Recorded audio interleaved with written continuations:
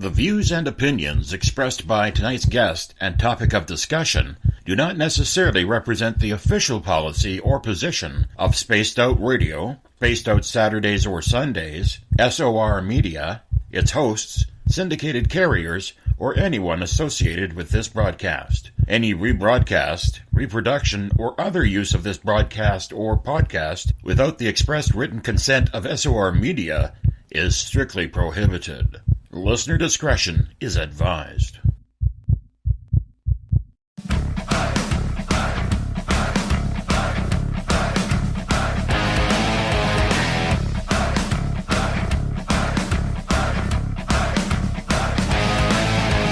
Are you experienced? Then come own the night with us.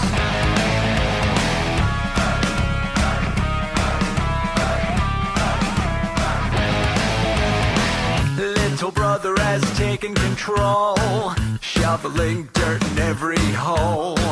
Predators to condemn your soul, watching you and watching me. We're all stationed atop the mountains of British Columbia, live from SOR headquarters. This is Spaced Out Radio with host Dave Scott. We live behind glass curtains and act like nothing's wrong. Soon you will belong. You can follow us on our website, spacedoutradio.com, and on Spaced Out Radio on iTunes. You can follow Dave on Twitter at Spaced Out Radio, and on Instagram at Dave Scott SOR, on Facebook at Spaced Out Radio Show, and on our YouTube channel, Spaced Out Radio. Brother wants to make headlines, be immortalized. Everyone's got an electric eye with the digital spies. They've watched you for so long. I know you're out there somewhere watching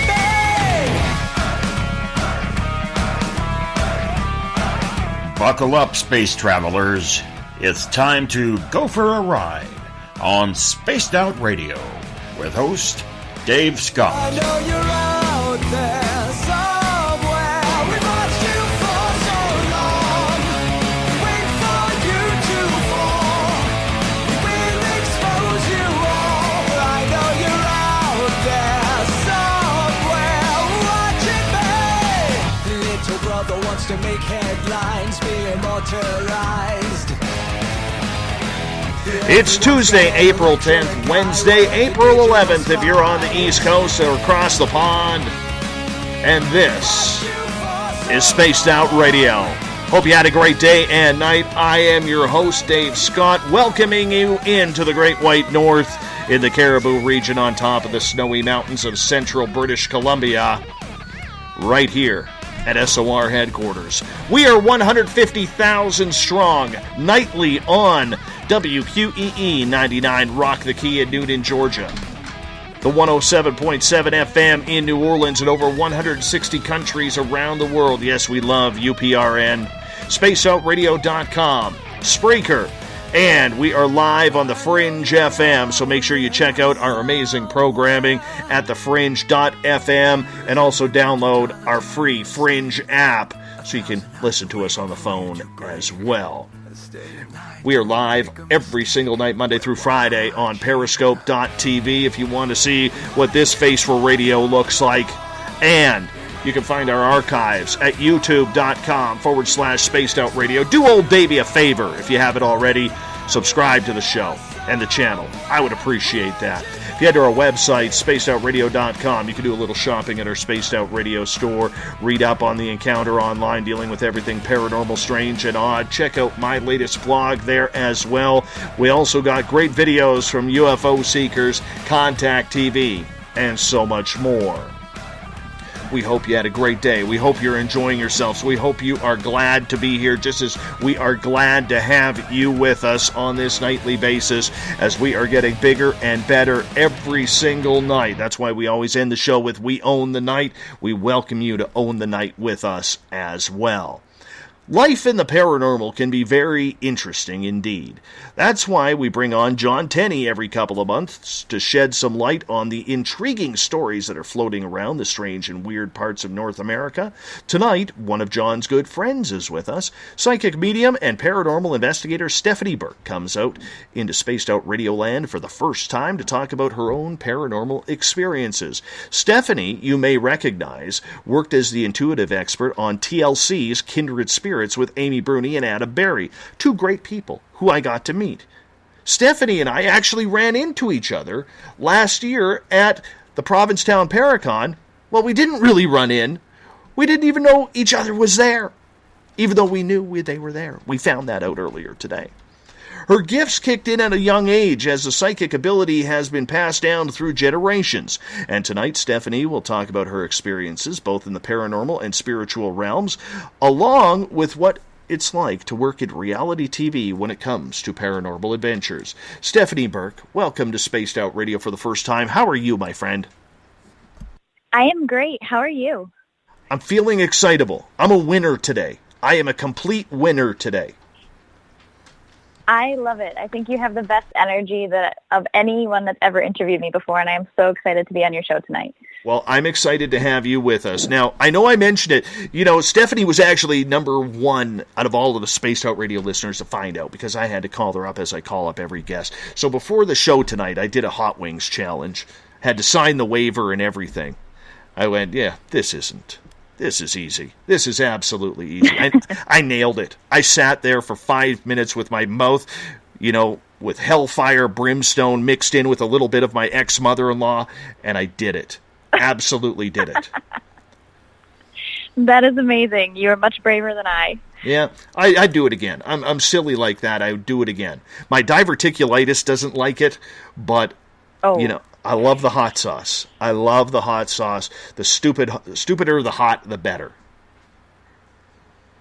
I am not a spicy person when it comes to food, so, I will gladly watch someone all day long do that, but that is not me. Well, the show isn't about me, it's about you, so we're going to kick this off right now, my friend. What's it like living with a lifetime of paranormal activity? I get this question a lot in all different forms, and I usually tell people I don't know what it's like to be normal. So it's a natural thing to me, and I didn't really realize it early on that I was different than most people. But growing up and, realizing the difference and realizing what I can do, I kind of wouldn't trade it for the world. I find it really fascinating and interesting most times, and I love talking to people about their experiences, calming their fears, introducing them to a world that they may not have even thought of before, opening people's minds up to the possibility of there being something more and something different out there than what's pounded into our heads in society every single day. So I love it. It's a subject that I'm really passionate about, and I can talk to anybody about for hours and hours, days on end. But I don't know what it's like to be any different than what I am. So I enjoy it, but I know it's really scary for a lot of people that wake up one day and start experiencing something after, a traumatic event or a big lifetime event, and then they don't know what to do with it. So my favorite thing is helping those people. So growing up with this, and you, like you said, you don't know what normal is because you've been around this literally as long as you can remember. And I'm wondering, with that, how did your childhood and teenage years go? Because, there's a lot of bullying that goes along with this type of activity and people who experience it. Oh, yeah, absolutely. My first memory that I can remember, I was probably about 18 months old, and I remember seeing what now I would probably recognize as residual energy, along with the intelligent energy that was in my parents' home. They still live there to this day. It was actually built in 1792, and it was part of the Underground Railroad. So my bedroom was like Grand Central Station. And I was always surrounded and communicating with these spirits. I call them like the cast of characters of my parents' home. And it was an everyday thing for me. But growing up, my mom had the gift, and her mother had it as well. And I only had her mother in my life until I was about 7 years old.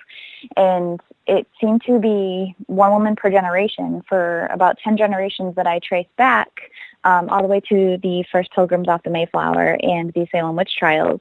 And I just happened to be the one lucky one of my generation to receive this gift. It was normal when I was with my grandmother. My mom treated it as something totally normal, but I also grew up going to Catholic school. I went to Catholic school from the time I was about 3 until 5th grade.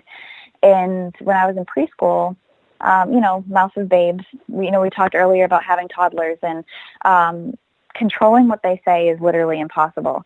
And my mom used to drop me off at school every day and say, okay, honey, have a great day. Don't tell the other kids what color they are. Don't tell anybody who's around them. Don't get kicked out. I'll pick you up at 2:30. Love you. Bye. And I would exit the car and, just talking to kids. I remember having little conversations with my preschool friends, and they didn't really understand what I was talking about. Growing up in elementary school, I remember if my friends brought up ghosts, I was just always so fascinated. It was never a fear for me. It was just, oh my God, somebody else understands what I see. And then I would, find out it was just a silly little story that kids tell, or, they were using their imagination. I remember being devastated and disappointed that nobody understood what I was going through. But kids at that age still didn't understand that I was different. It wasn't until I got to middle school and high school that I became the kid with the haunted house. And even then, I tried to hide what I did as much as possible because I didn't like to be judged. I really, really, really, believe it or not, hate attention. I'm super shy. So kind of putting myself out there was not something that I was comfortable with. And when I started to leak things out here and there, I would just explain it away as something normal. So, yes, I am a medium, but I also have psychic abilities as well, and one of them being telepathy.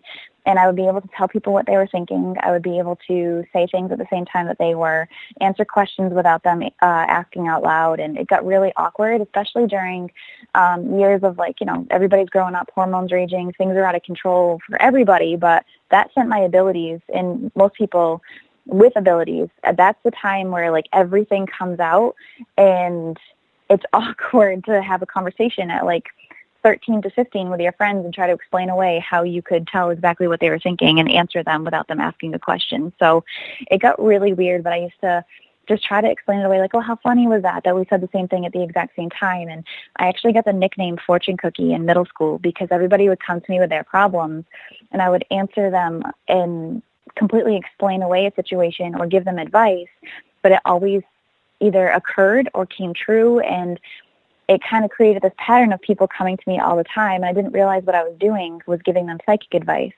which was helping them, but I just thought I was, just really good at talking to people.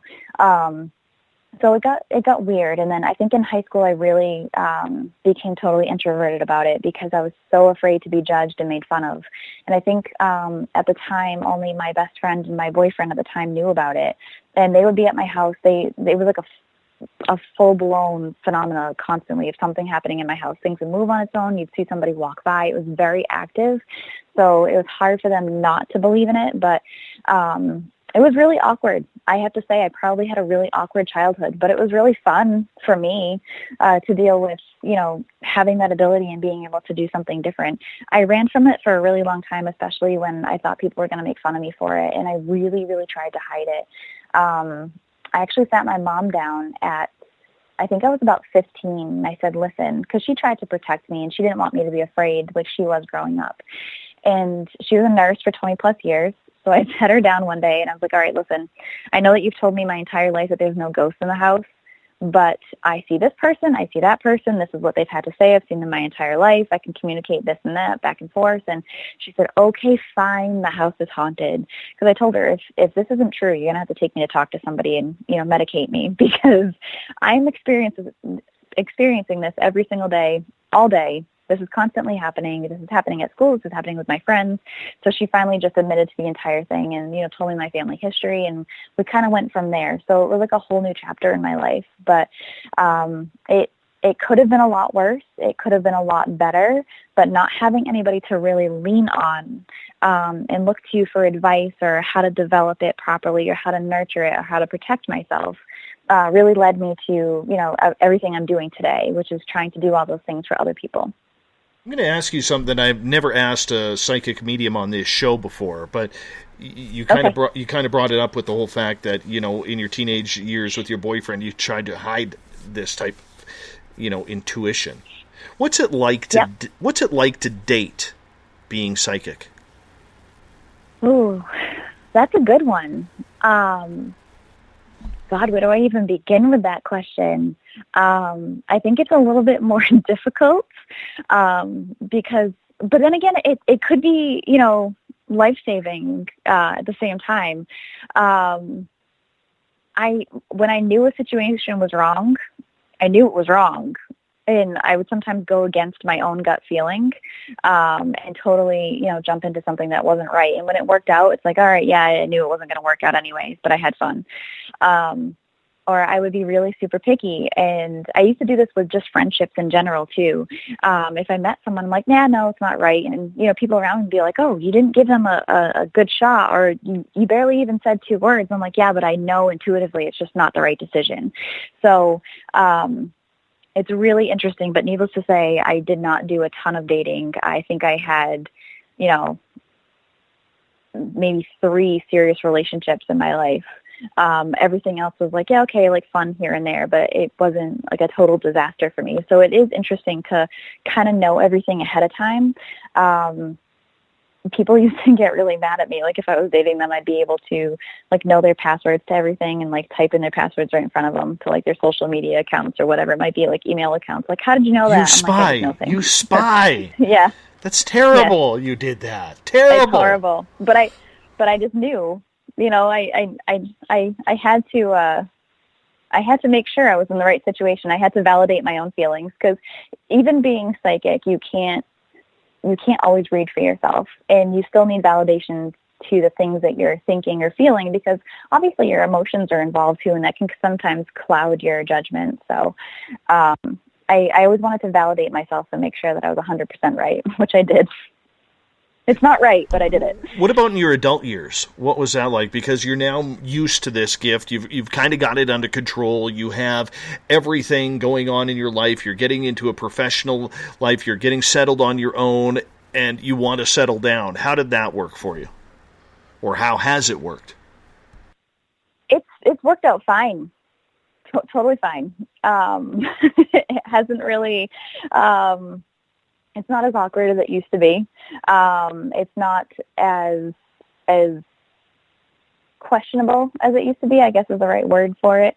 There were a lot of times where, I really questioned my motives. I remember growing up and feeling really unsure about certain decisions, and little things that used to plague me, even if it wasn't like the biggest deal in the world, but like, a college class, or, what college to attend or what to do, or like little things like that aren't really a huge deal, but they are at that age.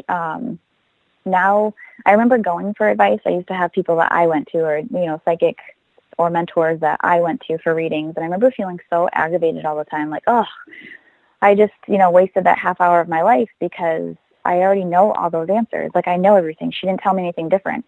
Now, 15 years later, I realized that I actually knew the answers myself, but I was getting the validation that I needed. So nowadays, I know, like, if something is feeling a certain way, I know I have to, go with that gut feeling. I know I have to trust it 100%, because there's been plenty of times in my past where I have not trusted it, and it's come back to bite me completely. So I know now I have to listen, and when I do, it turns out how it's supposed to be. I think the most aggravating thing for me is knowing that something is coming, but knowing I have to wait months for it to play itself out, because I tend to be ahead of the game. And I tend to be, full speed ahead when life is not full speed ahead. So that can be really frustrating and aggravating for me sometimes, but I have a pretty good handle on it now. I'm just really impatient when it comes to certain things and not knowing. So I really don't like the not knowing portion of adult life, but I know I have to be patient and wait for it. So it has a balance to it. It's much easier now than it was in teenage years, but it's worked itself out, but there's still much more learning to do. And you have a child, and I'm not trying to get into the whole child discussion, but did you pass on the gift as well? I did. it was funny because I wasn't sure if I would or I wouldn't. It seems to be connected to like my exact bloodline, so I figured, she may or may not have it, but there's other children in her generation in my family, but she's actually the only girl.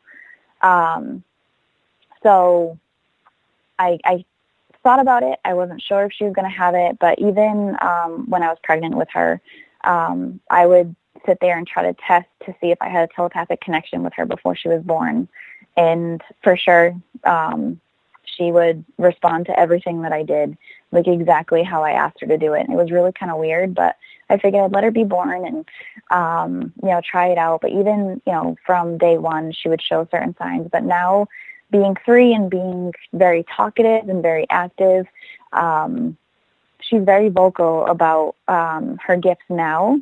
There are times where I will pick up the phone and answer it, and she'll look right at me and tell me who's on the phone. And it's not even like a word that she's heard before or a name that she's heard before. She's been doing that to me a lot lately, which I find really fascinating because I don't know where she's pulling it from. But it's kind of funny to watch, like, oh my goodness, I created that. And, I'd have to call my mom and say, like, hey, how did you deal with this with me? Because my mom used to tell me my entire life all the stuff that I used to do to her to freak her out. I remember driving down the road probably close to a year ago now, and it was around the time of my grandmother's anniversary of her death. And I was on the phone with my friend Porter, and I was talking business, and in the back seat of the car, she was very quiet, and she said, oh, hi. But she said what we used to call my grandmother. And it's not a typical name. It's a name that my brother made up because he couldn't say grandma. And when she said that, she said, oh, hi, you're here. And she said the name. And I actually slammed on the brakes, pulled over, and I turned around and I looked at her. I said, honey, how did you know that?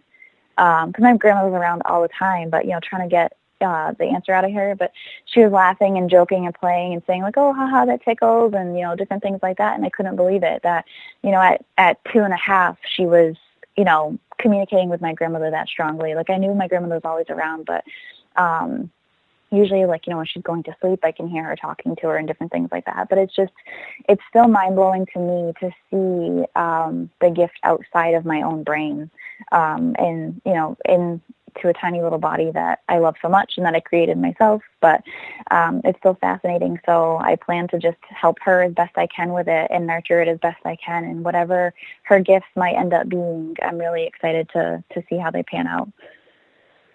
We're like that with my little guy as well. He is 4, and he has just started picking up things where my wife will literally be looking at him and just watching him, and then she'll kind of think that he's just in a daydream, and then she'll kind of look over at the area where he's looking, and she'll see some sort of lights flickering, or, one time she saw a figure in the doorway, standing there. It was like an extraterrestrial figure standing there, and both the dog and the little guy were just sitting there staring at it, like trying to figure out what it was. So I know what it's like to see what's going on. And it's funny because I took my little guy into our museum locally just the other day, where I do a paranormal tour. And I haven't even told my audience about this. And we went into a brand new building that we've never investigated. I had never stepped in there. So I just kind of tested him out a little bit, and I'm like, hey, do you see anything? Do you see anything? I said, do you see any people that maybe aren't there? He goes, yeah. And I went, oh, what do you see? And he goes, I said, do you see a boy or a girl or a man or a woman? And he's like, I see a boy. And I said, well, where's the little boy? He goes, under the table. So I'm very intrigued to see what that is. I said, do you want to go say hi to him? He goes, no, he doesn't want me to. So. Oh, wow. Yeah, it's kind of cool to watch because the words just come out so innocently, don't they, with children? It's amazing to me. I actually started posting little conversations that I would have with her about, paranormal subjects on my Facebook page, because I did it one time, and people were walking up to me, people that have been in my life my entire life, will walk up to me in public and just say, hey, listen, like, I loved what you posted the other day. I can't believe that she's picking up on it. That's amazing. Tell me more about it. And then people at conventions and meet and greets and different things like that would say the same thing to me. So I just kept posting them. And it's the funniest little things that she comes out with, because I don't even know how she knows what ghost is and where she got that word from. I don't send her to daycare or anything like that. I'm home with her when I'm not traveling. And when she's not with me, she's with my mom. So my mom obviously is not going to talk to her about ghosts and, my dad or anything like that. So to have that come out, I'm like, okay, I'm not sure where you learned this. I only let her watch like Disney Junior, and they don't talk about ghosts really. And if they do, it's, like a Mickey Mouse ghost, so it doesn't really count. But she'll tell me all about them, and it's really fascinating to hear her talk about it. And she's still at that stage too where, she's saying new words in sentences constantly, and things that I didn't even realize that she knew what they were. She's recognizing them and talking to me about them. And but to hear her describe some of the stuff that she sees or she talks about, it's just jaw-dropping, fascinating to me. It's a very interesting conversation indeed, and I think the advice there to all parents, if you have younger children, it may seem like imagination to you as a parent. Let them talk, though. Just let your child speak and see what they come up with, because you never know what they're going to come up with. They may describe your grandmother, your grandfather, your mother, your father, your brother or sister that you may never have known that you had. They may describe them to a T. And it's just a matter of being open and honest as a parent and allowing a child to be a child, isn't it? Oh, absolutely. I tell people that all the time. People get really freaked out, and that's probably one of the number one things that I deal with all the time is getting emails and messages from people that are terrified that this ghost is haunting their home, and their grandchildren or their children are terrified. I'm like, okay, is it terrified on their end or is it terrified on your end? And I start digging into more, and it's just, the children are explaining to the parents or grandparents that there is something in the house, there is something that's going on, but it's automatically the adult that's fearing the situation, and in turn creating that self-doubt and that fear in their child or grandchild.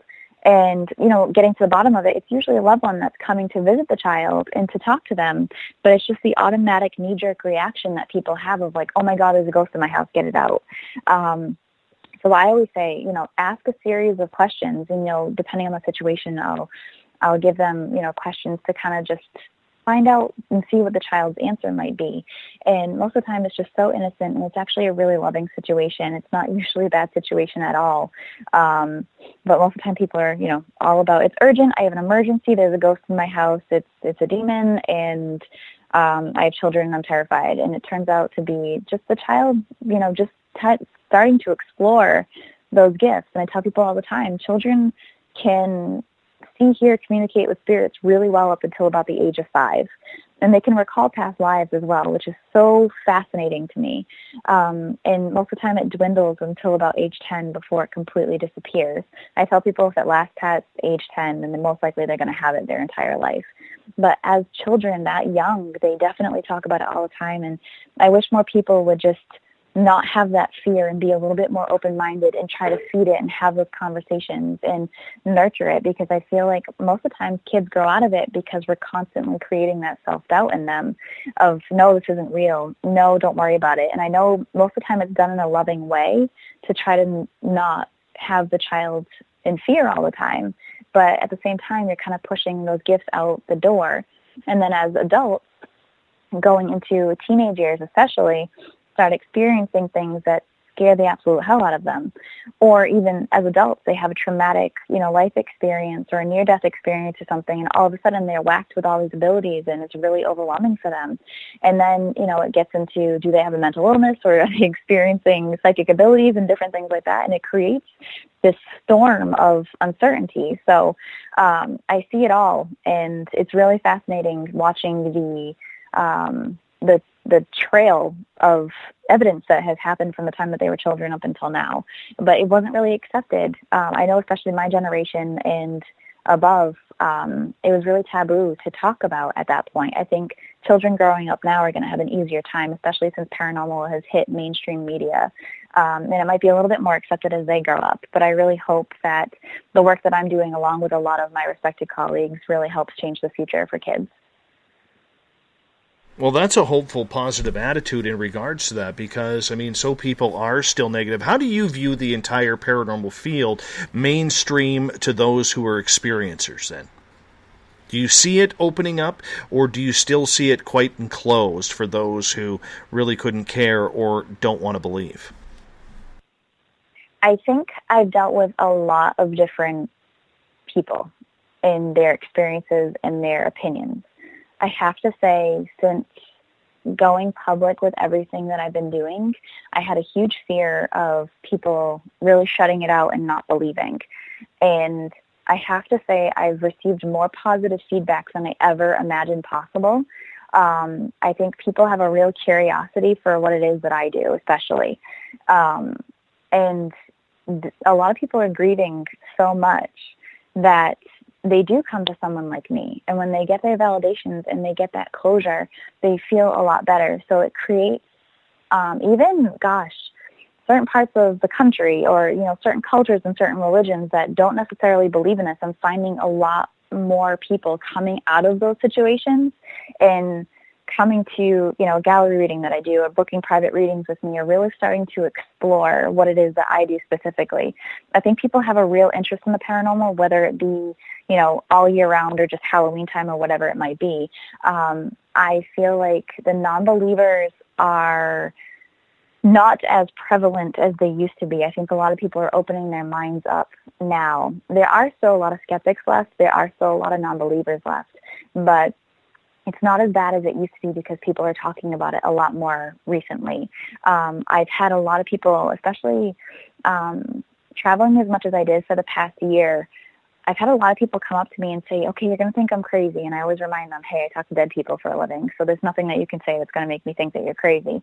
And they tell me their stories, or they tell me all the time, like, this is my first time investigating. This is my first time, meeting someone like you, or this is my first time, telling somebody this story. And I feel like a lot more of that is happening now. And I'm really happy about it because I don't feel like people should hide that at all. I don't think that we should keep it in the dark anymore, especially where you have these mainstream shows, even with psychic mediums. You have Hollywood medium Tyler Henry. You have Long Island medium Teresa Caputo that are really pushing themselves out there in mainstream media currently at this moment. And, the paranormal shows that are out there as well will be investigating. There's both of these types of shows covering the spectrum of paranormal phenomena or psychic phenomena, and people are really clinging to, hey, maybe this is a reality. Hey, maybe I should try this at least, rather than nope, I don't believe. I mean, you're still going to have your naysayers, but I feel like they're not as prevalent as they used to be because it used to be really negative. Why do you think people are starting to be curious?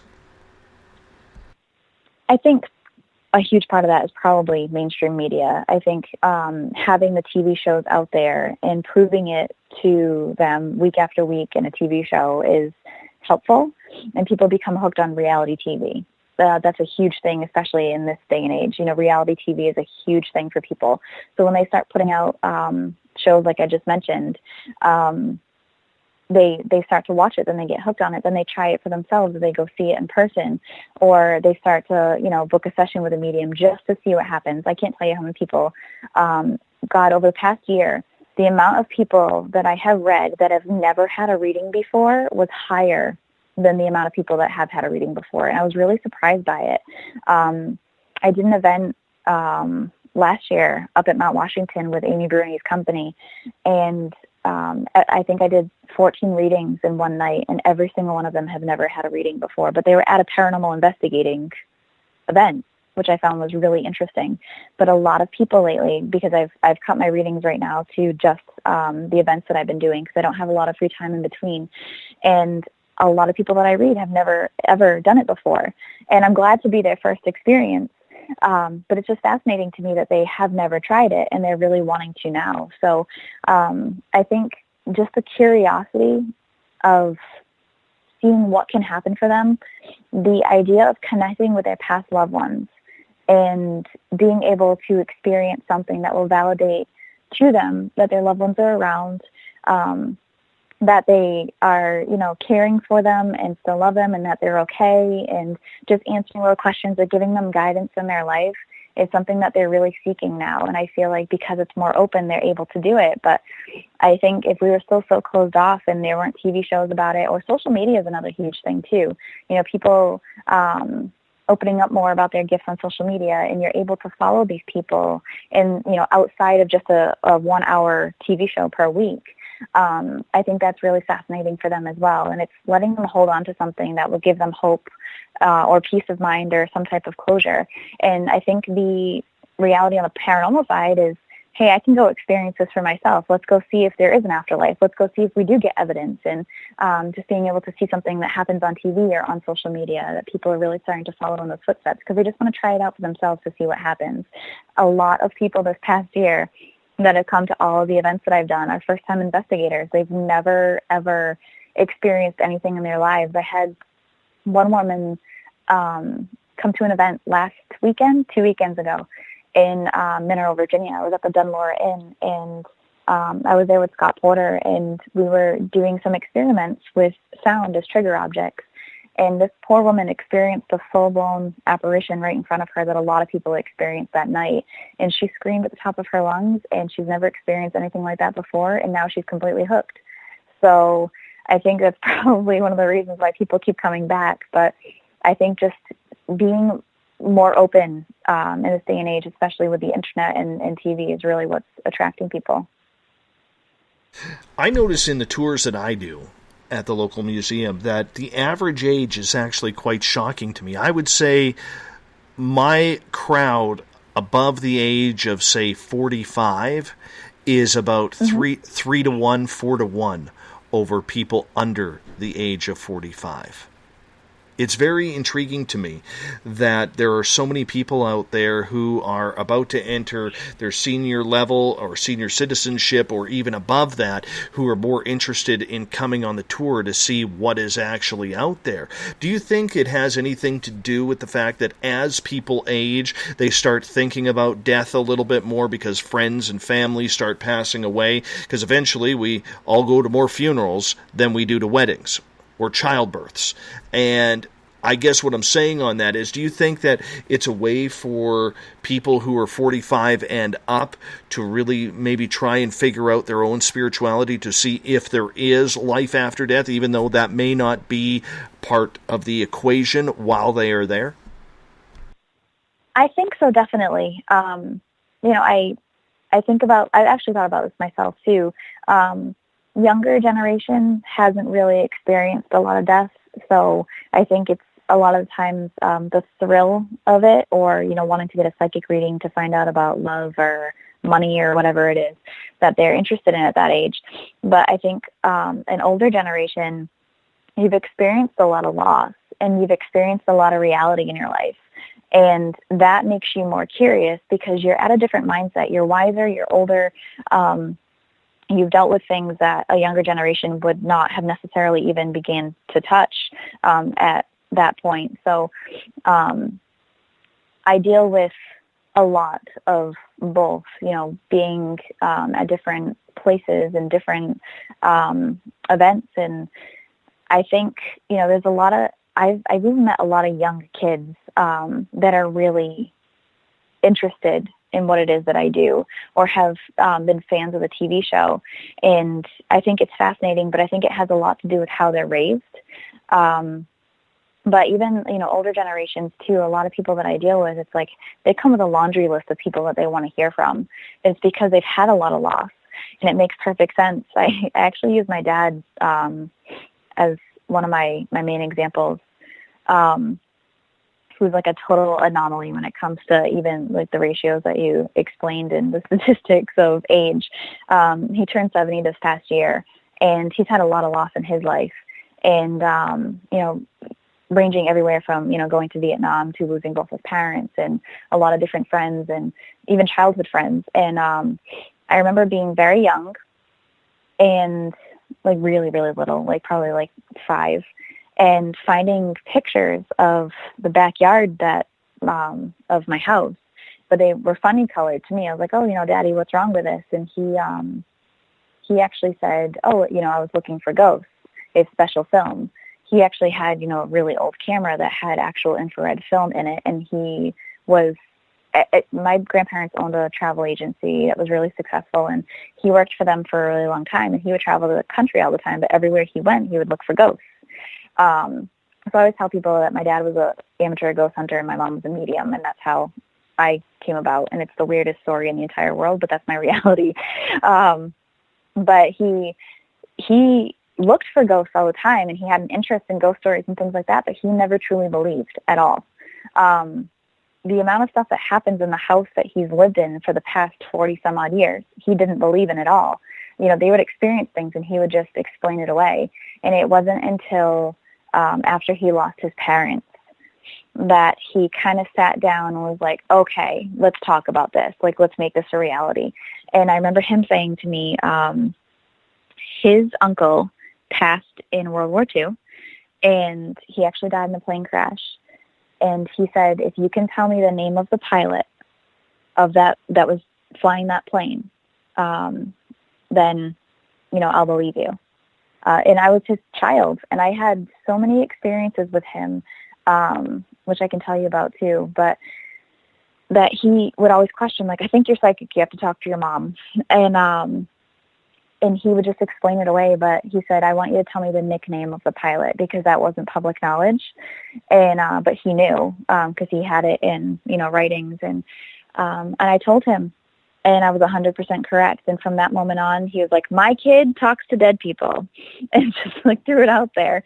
So I think, losing his parents was a huge turning point in his life, to wanting to believe and wanting to open himself to the reality that this might actually be happening. I mean, gosh, he was the one that was like, hey, have you seen this new show, Ghost Hunters, when I was in high school?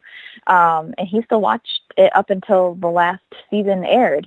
And he just wasn't a huge believer. He was really interested in the idea of it, but he wasn't truly a true believer deep down until he had major close to home loss in his life. It's nice to get acceptance from the parents, isn't it? It definitely is. That was a tough one for me, I think. That was a real turning point in my life too, I think. I know a couple of years ago I sat my dad out on my lazy boy, and I remember sitting him down. I said, Dad, I got to tell you what's gone on with me the last couple of years. Because he knew about the radio show. He just really didn't know what it was all about, because this really wasn't his thing. And after I told him everything, I remember he leaned back and he said, son, I'm 66 years old. And my dad will be 69 this year. And he goes, son, I'm 66 years old. Who am I to say that there isn't something else out there? I believe you. And I'll tell you, it was the biggest weight off my shoulders to get acceptance from dear old Dad on that. Total acceptance. And I think for all of us, it doesn't matter whether we're 5 years old or, 35 years old or 40 years old, we still want that acceptance from our parents that we're doing them good. You know what I'm saying? Oh, absolutely. I mean, I've worked hard at everything that I've ever done, and, making a career out of what I do now and explaining that to my parents. My mom was always weary of me doing it because she didn't want anything bad to happen. She didn't want me to be in danger or anything like that. And she put up a good fight when I told her this is what I feel like I was meant to do, because she was just afraid of what I was going to open myself up to. She had bad experiences as a kid, really scary experiences doing this stuff. And when I finally just, kind of found my wings and went, she was totally accepting of it, talked to everybody about it. But it was my dad that was really, holding back on, yeah, okay, have a good time. He'd always ask me about good ghost stories, but when I started talking about what I did, it was like, yeah, all right.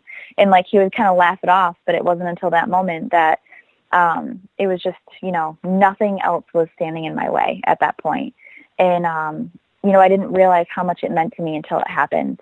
And once it did, I was like, oh, I feel like I could breathe a sigh of relief. And now he's just like, hey, where are you going out with this weekend? Where are you going? And, okay, well, while you're down here, check out this place and that place because it's supposed to be haunted. So it's a really cool thing that we share. We have a love of history and ghosts that we share all the time. So it's just a great relationship. But that was a really pivotal moment in my life for sure.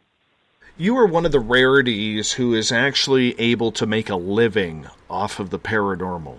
There are so many people who say that it's impossible to do. How have you been able to do it?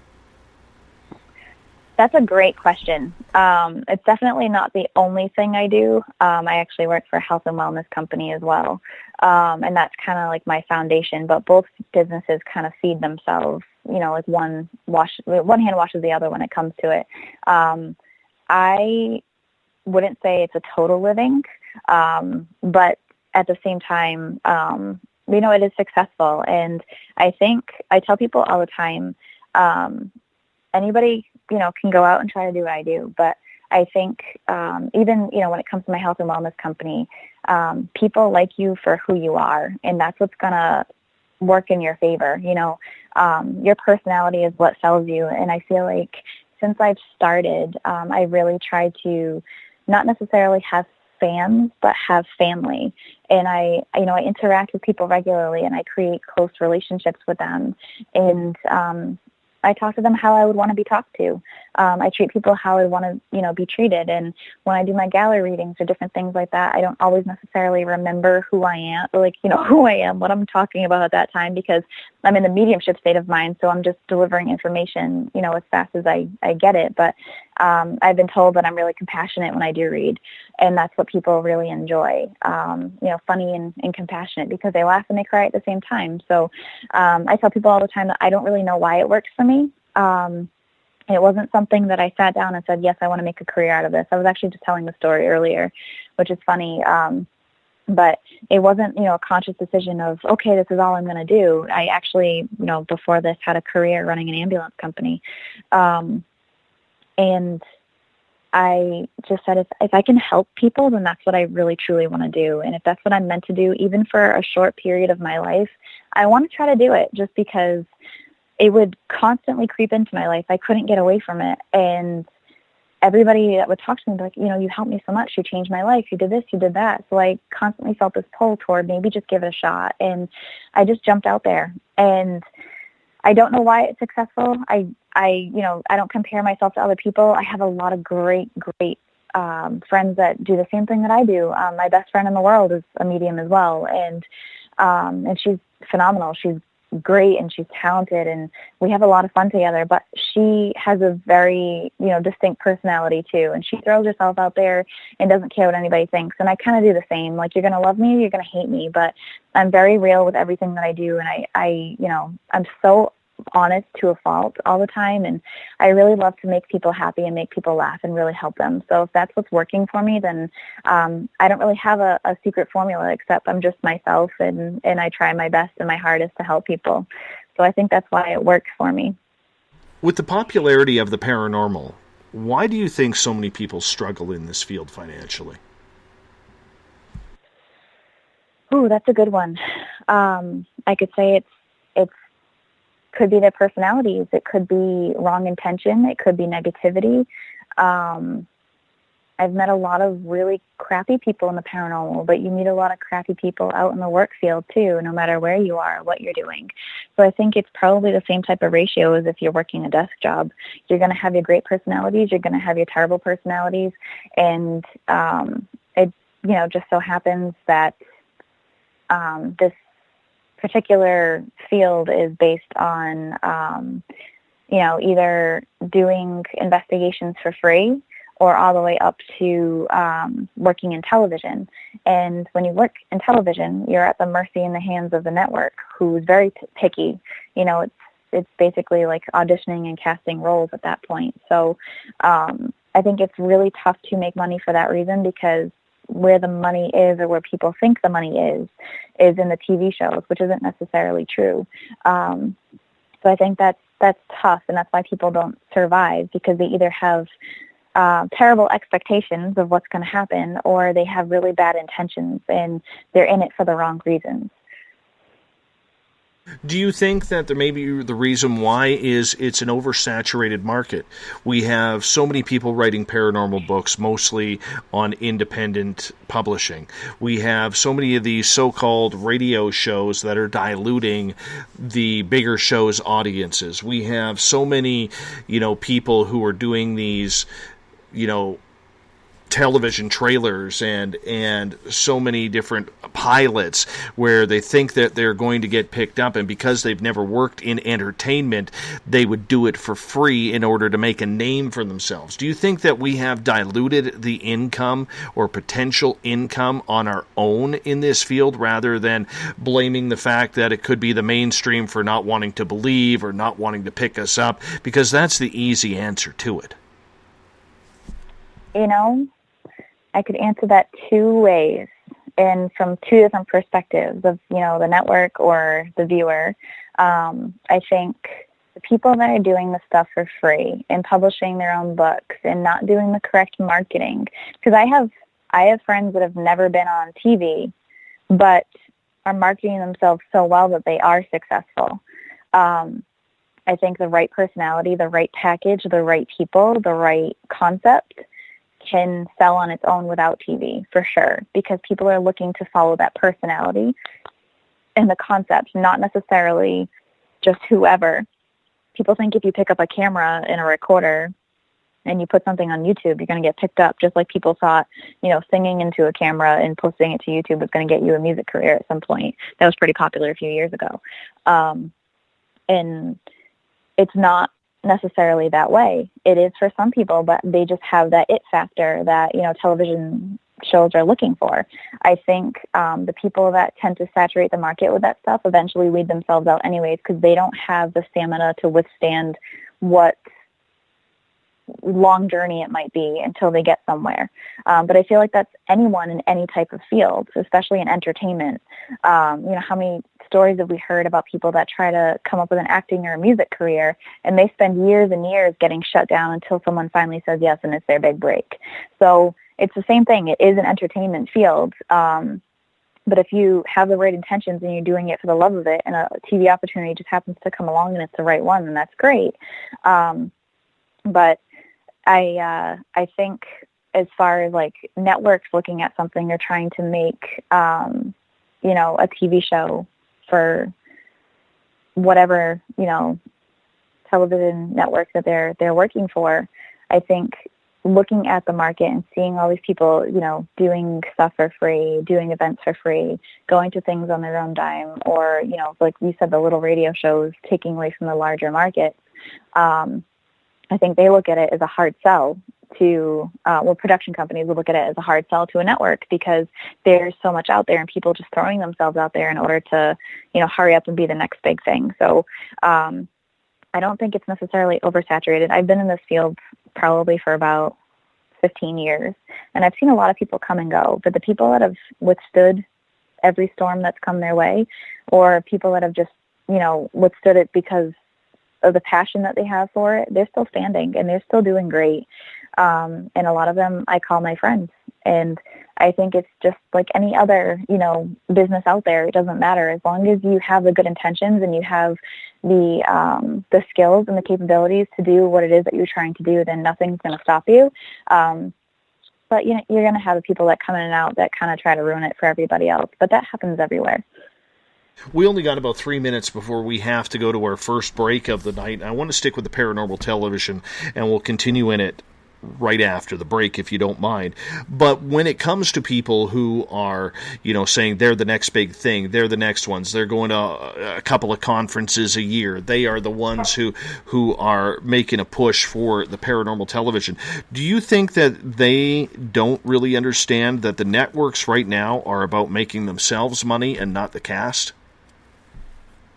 They have no idea. And I've actually had a lot of experiences with people, even personally, that, try to tell me how it is in paranormal TV. And I have enough friends and enough resources to go to, whether they're in production, whether they're in network, or whether they're cast. And I know how it works, kind of in and out at this point, and I've tried to nicely explain it to people, and they just don't want to hear it because they do think it's going to be their next big break. And it's kind of funny to watch, because at that point, if you're not willing to listen and learn, then you're probably going to fall flat on your face. And I tried to be nice, and, explain it to you, or I've watched people try to be nice and explain it to you, but some people just get so blinded by the potential money that they don't necessarily care. And people think like paranormal TV brings in hundreds of thousands of dollars a year. It doesn't. What people don't realize is you make X amount of money on a TV show, which is not enough, and then you have to hustle the rest of the year at events, and even then you still might not be making what you want to be making or what you could be making at a desk job. It really just depends on where you are and what you're doing. And people that are making great money are just really good at marketing and have the right personality for it, or they get really lucky at what they're doing. But I do think there's an education to be had when it comes to how this all operates behind the scenes. And it's a lot of contracts, it's a lot of dotted lines, and it's a lot of percentages. And people don't realize it. So it is kind of fascinating to hear people talk like that, because it's not all unicorns and glitter like they think it is. Well, at that point, as we only got about 30 seconds left here before we go to air, at that point, they're not seeing the dollar signs. They're seeing the celebrity that they see on TV. Yeah. They're seeing the name, and they immediately associate the name and the television show and the popularity, where it's maybe sitting in the Nielsen ratings, as being $1 million job or $100,000 a year job on a contract. They just don't understand that there is a financial reality to everything. And we'll get more into that when we come back from the break. Our guest tonight on Spaced Out Radio, Stephanie Burke. You may know her from Sci-Fi, TLC, Kindred Spirits. She was the psychic intuitive with Amy Bruni and Adam Berry. She's going to be with us coming into the next hour as well. I'm excited about it. I hope you are too. You're listening to Spaced Out Radio. I am your host, Dave Scott. We'll be back right after this. Find your escape where time has no limits. It's about living today and cherishing the heritage of yesterday. A spirit of adventure for what is new, with the nostalgia of the past. Your timepiece is a reflection of who you are. Life surrounded by beauty from the world around us to the soul within. EscapeWatches.com. There is no time like the present to enjoy your escape. Use promo code SMF2017 for your 20% discount today. The freedom to post what you want, when you want. That's the social media freedom you need. Social Media Freedom is the free app in your app store. No need to worry about going to jail or being shadow banned any longer. It's the freedom to say what you feel. The freedom to know Big Brother isn't watching. It's the way social media is supposed to be. Social Media Freedom. It's time to set yourself free. Download from your app store today. Coming September 28th to the 30th, it's our first annual Caribou Paracon, put on by Spaced Out Radio and the Canadian Society of Questers. 3 days of paranormal, supernatural, and spiritual knowledge in the beautiful 108 Mile Ranch, British Columbia.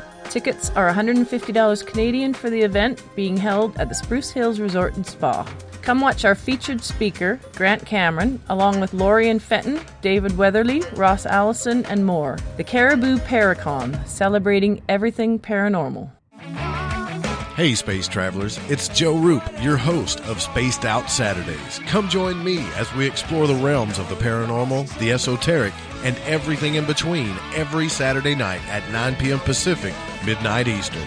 You know the truth is out there. Don't get caught sleepwalking. Come join Spaced Out Saturdays. That's every Saturday night, 9 p.m. Pacific, midnight Eastern, right here on SpacedOutRadio.com.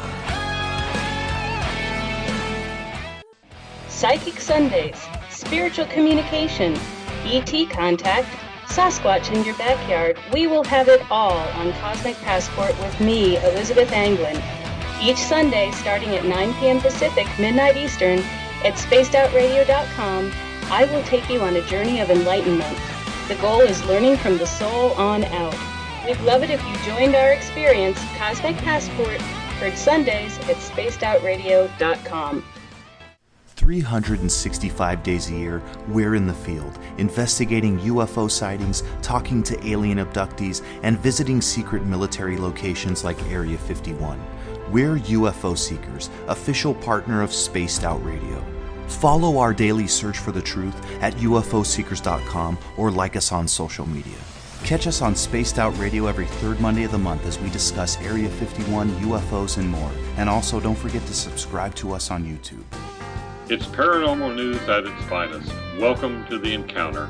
At spaceoutradio.com, The Encounter online is SOR's trusted news source for everything weird and strange going on around the world.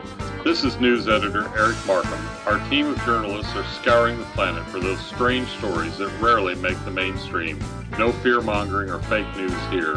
Head over to spaceoutradio.com and encounter The Encounter. Heading to Vancouver and looking for some great nightlife? The Moose Vancouver is the place to be. Catch a game on one of the big screens or just come rock out to your favorite 80s and 90s hair bands. Great food starting at $6.95. The Moose Vancouver is open until 2 a.m. nightly. It's easy to find near the corner of Nelson and Granville. The Moose Vancouver is the official rocking bar of Spaced Out Radio. Want to learn more about aliens, cover-ups, conspiracies, cryptids, and the paranormal? All you have to do is tune in S4 as we take over Spaced Out Radio Night, starting at midnight Pacific, 3 a.m. Eastern, each and every Saturday night, right after Spaced Out Saturdays. Hi there, this is Eric Cooper from Forest Moon Paranormal. Join me, Corey Ruiz, and friends as we discuss the hot topics of the night. It's fun, entertaining, and as dark as the night. Find us at spacedoutradio.com. Are you interested in advertising on Spaced Out Radio? Head to our website at spacedoutradio.com and click on our advertising tab. There, you will find an assortment of ways you can get your product out there with us, from radio commercials to banners and social media. Have a product you like our hosts to endorse? We can do that too. Visit spacedoutradio.com for more details. Do you want to know what's really going on in your world? Do you have questions about who you can trust in the mainstream media? Then look no further than the Rebel Planet. Come get the straight answers right here at spacedoutradio.com. Join me, Jamie Sexton, creator of Rebel Planet News, as I fill you in on the stories behind the stories. All you truth seekers, be sure to tune in to Rebel Planet on spacedoutradio.com the third Thursday of every month. Visit purpleplates.com today. For over 40 years, the Purple Energy Plates have been delivering amazing results for their many customers. Inspired by the great genius Nikola Tesla, the harmony, healing, and energetic effects of the plates have proven over and over to be beneficial and often miraculous to thousands of customers. Check their site for daily specials and choose from their many energy products. You won't be sorry. Visit them today at purpleplates.com. Hey, this is Canadian Paranormal Investigator Mike Moore. The third Wednesday of every month, I'll be teaming up with Dave Scott to bring you Ghosts of the Great White North. Each month, we will bring on guests from across Canada to discuss their ghostly encounters. Canada is a paranormal hotbed with stories you've never heard, so we're going to bring them to you. So get comfy on your Chesterfield, grab a donut, and join us, eh? The views and opinions expressed by tonight's guest and topic of discussion do not necessarily represent the official policy or position of Spaced Out Radio, Spaced Out Weekend, Spaced Out Radio Limited, its hosts, syndicated carriers, or anyone associated with this broadcast. Would you like to connect with us? Head to spacedoutradio.com for all your latest show info. And hit us up on Twitter using the hashtag SpacedOutRadio. Now, back to Dave Scott and SOR. Welcome back to the second hour of Spaced Out Radio. Tonight, I am your host, Dave Scott. Great to have you with us. Tomorrow night on the program, we're going to get a little spooky. Yes, Dark Waters is going to join us. We're going to hear some dark tales of Dogman, Bigfoot, ghosts, demons, and so much more, starting at 9 p.m. Pacific, midnight Eastern Time at spacedoutradio.com. We want to welcome in everyone listening in on WQEE 99 Rock the Key down in Noonan, Georgia, home of The Walking Dead. We are live as well on the United Public Radio Network, 107.7 FM in New Orleans and over 160 countries around the world. We are also live at spacedoutradio.com, Spreaker, and you can tune us in digitally at thefringe.fm, our brand new home on digital. We absolutely love being on the Fringe. So make sure you download their app for free as well. Bill Cardwell has set the password for tonight in the SOR Space Travelers Club. Dafifi is your password. Make sure you use it wisely, Space Travelers, as Bill sets the password each and every night right here on the mighty SOR. Does anybody really know what Dafifi means? Come on, Bill. Nobody knows what that means. You make this stuff up. Now, if you want to follow us on social media, we are all over the place, including you can watch us live on periscope.tv every Monday through Friday night as well. If you're interested in our archives, previous shows, or you want to hear this one again, go to our YouTube channel, youtube.com/Spaced Out Radio. Make sure you hit the little subscribe button there. We would appreciate that. Thank you very much. And our website is spacedoutradio.com, where we have a plethora of features for you, including rocking out to some Bumblefoot, shopping at our Spaced Out Radio store, reading up on the encounter online, or watching great videos from UFO Seekers, Contact TV, and so much more. Tonight we are talking all things paranormal. Paranormal television star, psychic medium, Stephanie Burke is with us tonight. You may recognize her from Adam Berry's and Amy Bruni's show, Kindred Spirits. Really appreciate you stopping by with us tonight, Stephanie. I know it's late for you. I know you got toothpicks in the eyes, but you're doing well. Thank you so much for staying up late with us. Thank you so much for having me. And I'm not at the toothpick point yet, but it might be coming soon. Okay. Well, we're going to get through this hour, and hopefully we can steal another hour off of you. I'm just going to tantalize you with the energy. I'm sending the tantalizing energy over to you right now. Doodle-loo, doodle-loo. There we go. There we go. It's coming your way. You know, I'm a little pissed off because we were at the same Paracon a year ago, and somehow out of the 7 or 8 people who actually attended that thing, you and I did not run into each other. I'm a little upset about that. Very upset, to be honest with you.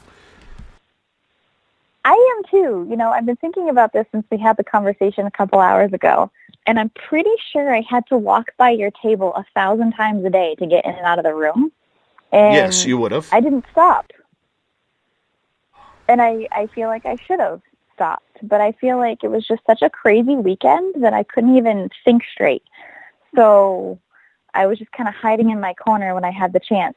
But Dana and Greg Newkirk were there too, and they had Billy with them, and that was a huge distraction. So that might have been part of the problem. Did you go in Greg and Dana's tent that they had there? So for our audience, they had this tent that was kind of sitting around, and it had this mirror in it, and you were able to see things in this haunted mirror. And I had this weird glow around me, and I was just like, whoa, that's kind of trippy. It was kind of like their version of a psychomantium chamber, but no, I did not go in. I actually spent the majority of my time standing outside of it with them, talking about Billy and to Billy and holding Billy. So, I mean, for those that are listening that don't know, Billy is a idol that they found, an African idol that is the strangest thing I've ever met in my entire life, but wonderfully fascinating at the same time. So it was my first time meeting Billy. So I was really distracted by that. That was like the highlight of my weekend there. But any other time I was, running off to my table and kind of, making my way through the room as quick as possible. So I can't believe I missed the opportunity to meet you. When you said that earlier, I was such in shock. I almost didn't even say anything. Cause wait a minute, Provincetown, are we talking about the same one? But now that I think about it, I remember exactly where your table was, and I'm so disappointed in myself. Well, you know what? That's okay, because I've gone publicly saying, and I'm not here to bash or anything like that, but right. I'm publicly saying that there are certain events that I will never do again because of the way we were treated. Our audience pretty much knows what that is like. So, we're definitely not going to be making... We'll make a trip back east again if we're asked, but, the organization who put that together, we have no intention of helping them out anymore. I don't blame you, and that, I mean, if your audience knows and they know why I didn't run into you, so. Yes, indeed. Yes, indeed. Bigger and better times, though. I'm going to change the topic. I hope you don't mind. Yes. Because No, there's enough paranormal slagging in there that could be done for another 2 hours, and that's not really what I wanted to bring you on. Right before the break, we were talking about Stephanie, the money in paranormal television. How there's a lot of people out there who thinking that this is their key to success. This is their, half an hour of fame instead of 15 minutes, that they're going to make it. They're going to be making $1 million. They're the next Jason and Grant, or Amy and Adam, or whoever it may be, maybe Zach Bagans, or whoever it could be. In reality, from what I have heard from these television shows, and it is reality television when it comes down to it, that, I mean, if you're lucky to get 2 seasons, you've made it. And in that first couple of seasons, you're lucky to be making anywhere between $300 and $800 an episode. That's if they film a full episode, which is 26 weeks. Likely, you're only going to get 13, maybe 6 or 9. I can't say specifics as far as, what other people get paid, because I don't know. But if you are not known at all, you're not getting paid much to do a TV show, if at all.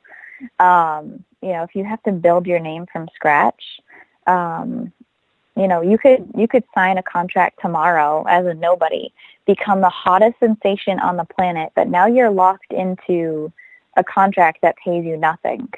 And that's kind of how it works and how it operates. And people don't realize that you don't just sign on to do a TV show and then automatically you're paid like $5,000 an episode right out of the gate. It doesn't work like that. Even people that have built a name for themselves, that have been on TV, don't make a ton of money. And what people don't realize is the amount of time it takes to make a season or even film one episode. You could be, I know, speaking from experience in working with Kindred Spirits, the most that I've been on set with them is for 2 days. But that's 2 out of like 5 days that Amy and Adam are there. And they do their own thing, and then they call me in at the end when they decide that they need a little extra boost on the episode, some help figuring out some additional evidence, putting some pieces together that they feel like they need me for. But my first day with them, filming an episode for season 1, I was on set for about 12 hours. And some of the time I was filming, some of the time I wasn't, but the majority of the time I was. But even when I wasn't, they were.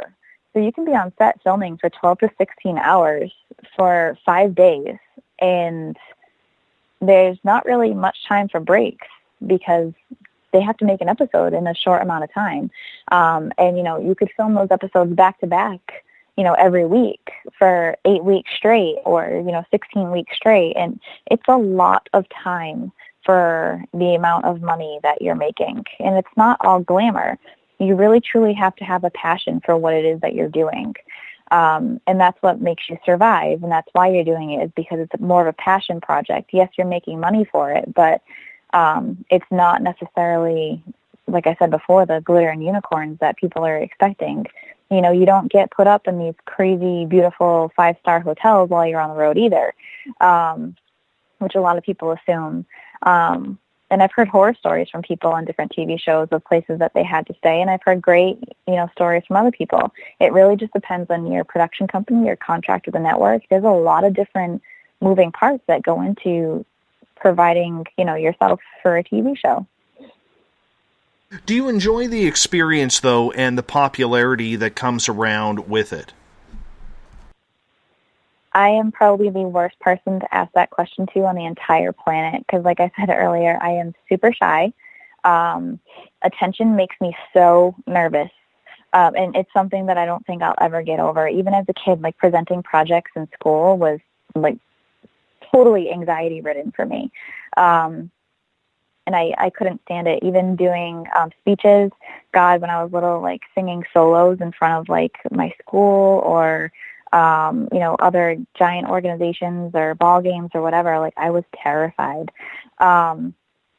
It's something that I've dealt with, but I don't like it necessarily. So I tell people all the time, as much as it makes me nervous to be on a stage in front of people, or like even by myself when I do my gallery readings, it scares the hell out of me.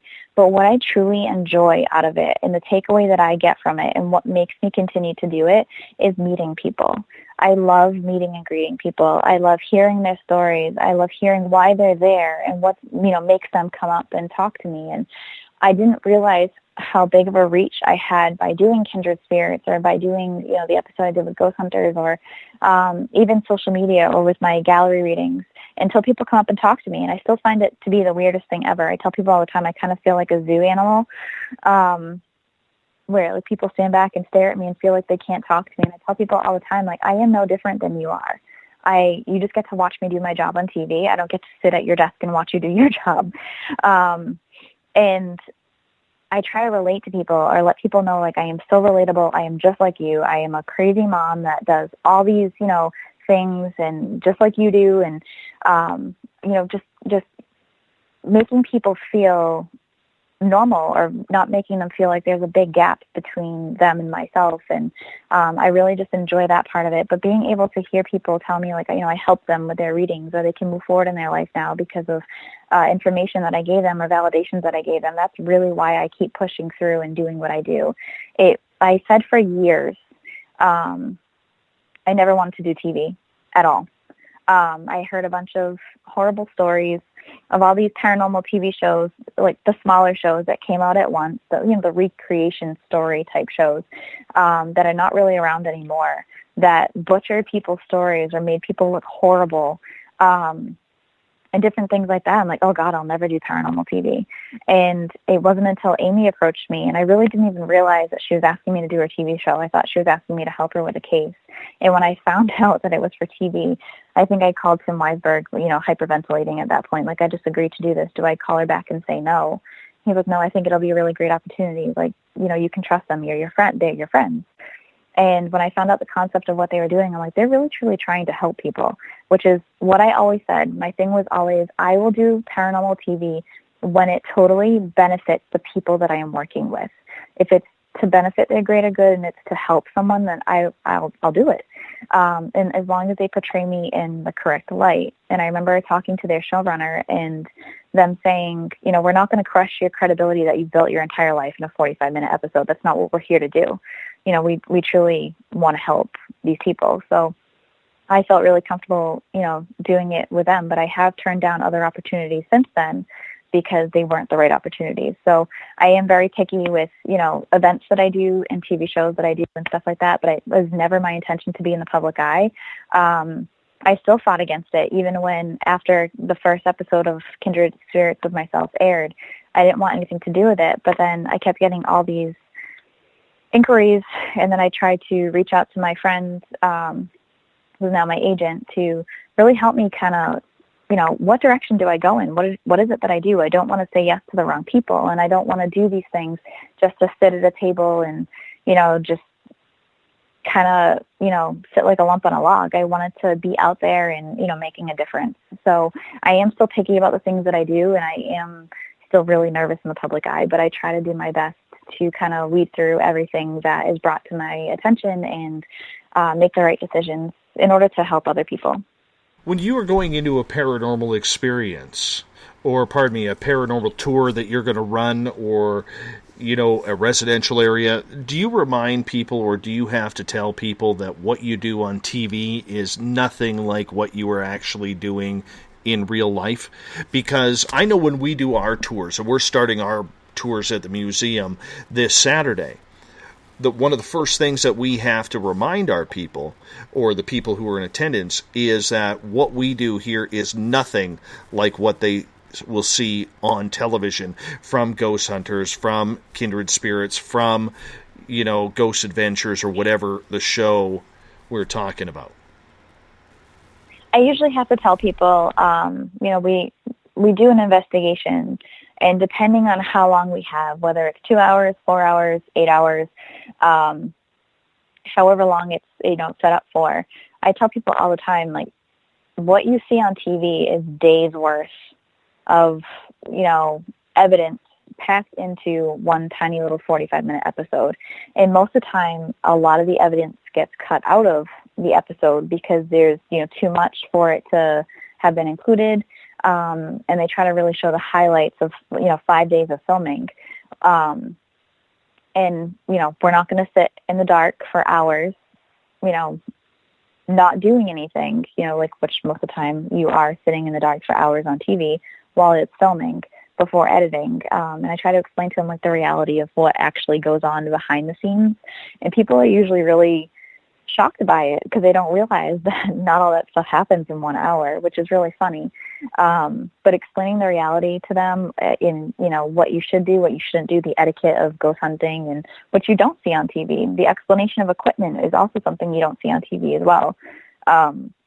It's really fascinating to see how people react to it when they learn the truth. There's always this great debate between paranormal investigators who have never done a television show and those who do about what is real and what is fake. And there's a lot of shows out there, and I'm not going to name any names, that people do believe are on the air strictly for entertainment and that the situations are rigged. Were you ever put in that predicament on a television show? I 100% was never put in that predicament. And if I was, I would have walked off set and been very public about what I experienced. Because I just don't do that. I don't ever put my reputation and my credibility at stake because it took me years to get to where I'm at, to the level that I am at, where people trust me and trust my abilities and my reputation. And it took a lot of proving myself to get to where I'm at as well. So, I tell people all the time, the worst part about being the psychic medium is you have to prove yourself to a lot of people, and sometimes to the right people, and sometimes even to the wrong people. But it kind of almost feels like you're a circus monkey, and people are like, okay, ready, go. And it's a lot of pressure. And I would never put myself in a position where I even felt off about the situation. I trust Adam and Amy very much. I trust their investigative style very much. They have a fabulous production team. The guys from Paper Route are amazing and very into the process. Even if they totally didn't believe at first, just watching and respecting everything that Amy and Adam do is really cool to watch. But Amy and Adam do a true, real investigation every single time they investigate, and I was able to be alongside them throughout, their entire filming, and I was able to participate in the investigating in some of the episodes. So I can say for sure that they do everything, by the book, so to speak. And even some of the reactions that you see during the episodes that I'm on, were true, genuine reactions that we're all reacting to at that time because something had happened or we caught an EVP. So I was never put in any predicaments that I was not comfortable with, and I have never seen anybody fake evidence in front of me. But if they did, I would just completely walk off and tell the world about it because I wouldn't want to be associated with anything negative. But you would have heard the rumors that is happening, that there are scenes that are being exaggerated, because I think one of the big issues that we have in paranormal television is you always hear the person say, "Did you hear that? Did you hear that?" And you can't hear anything because they've turned the volume up on the music or some initiated background noise. So this is where a lot of people get frustrated with paranormal television. Did you ever, or have you, you heard hearing the rumors with everything that has kind of gone on in paranormal TV, do you believe there are shows out there then, with your experience, that are faking evidence for the sake of ratings? It's a great question. I know that there's been rumors about, even friends of mine, about faking evidence, and I know that they would never do such a thing, especially for a TV show.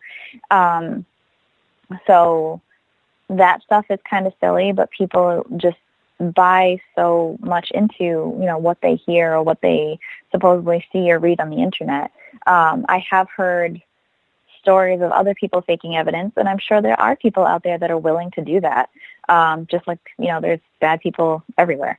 But I definitely do not associate myself with people that are like that or are rumored to be like that. So I guess if you pay really close attention to my life and who I surround myself with or take pictures with, or really good people, because I won't even deal with anything that I think is sketchy or anything like that. But I have heard rumors of people doing it. I mean, there's silly little shows out there that people will just flock to and jump on because they want to be able to say that they've been on a TV show. And those type of people, end up, they'll do whatever it takes to be on TV, and the network will do anything to get the show going. I think a huge problem with some of the rumors that start, or what you just described with, them turning up the music during, like, oh, did you hear that? Is the networks truly do not understand how paranormal operates. They're just trying to make an entertaining television show. And that's what a lot of people don't understand, too, is that they don't have the best interest of the paranormal field at heart. They just care about getting ratings.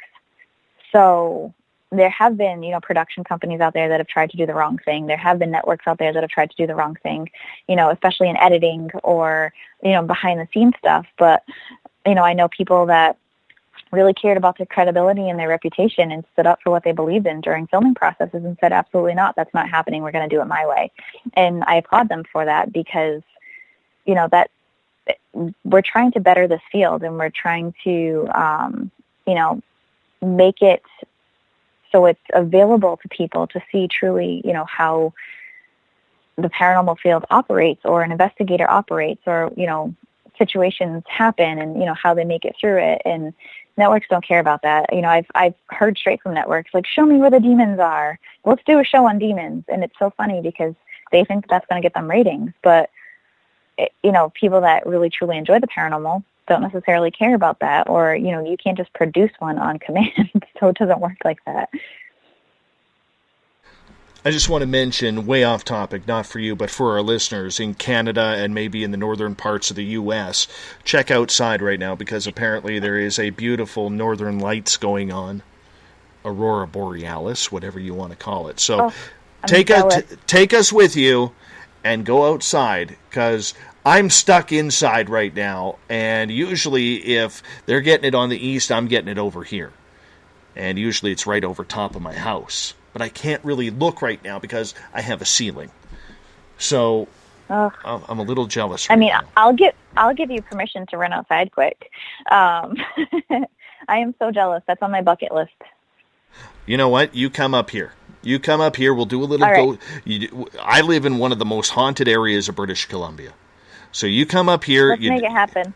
You do a little bit of ghost hunting. I'll take you to some places, and hopefully the Northern Lights will be out at that point because it will be absolutely beautiful. Last year during one of the shows, I damn near forgot about my commercial break because literally we had like all the colors of the rainbow in the Northern Lights, and it was literally right over top of my house.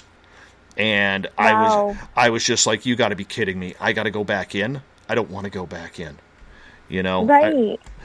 I was so hurt, but the show must go on.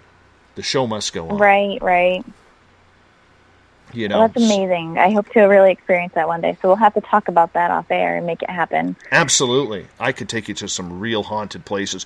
You know what the beautiful part about living where I do?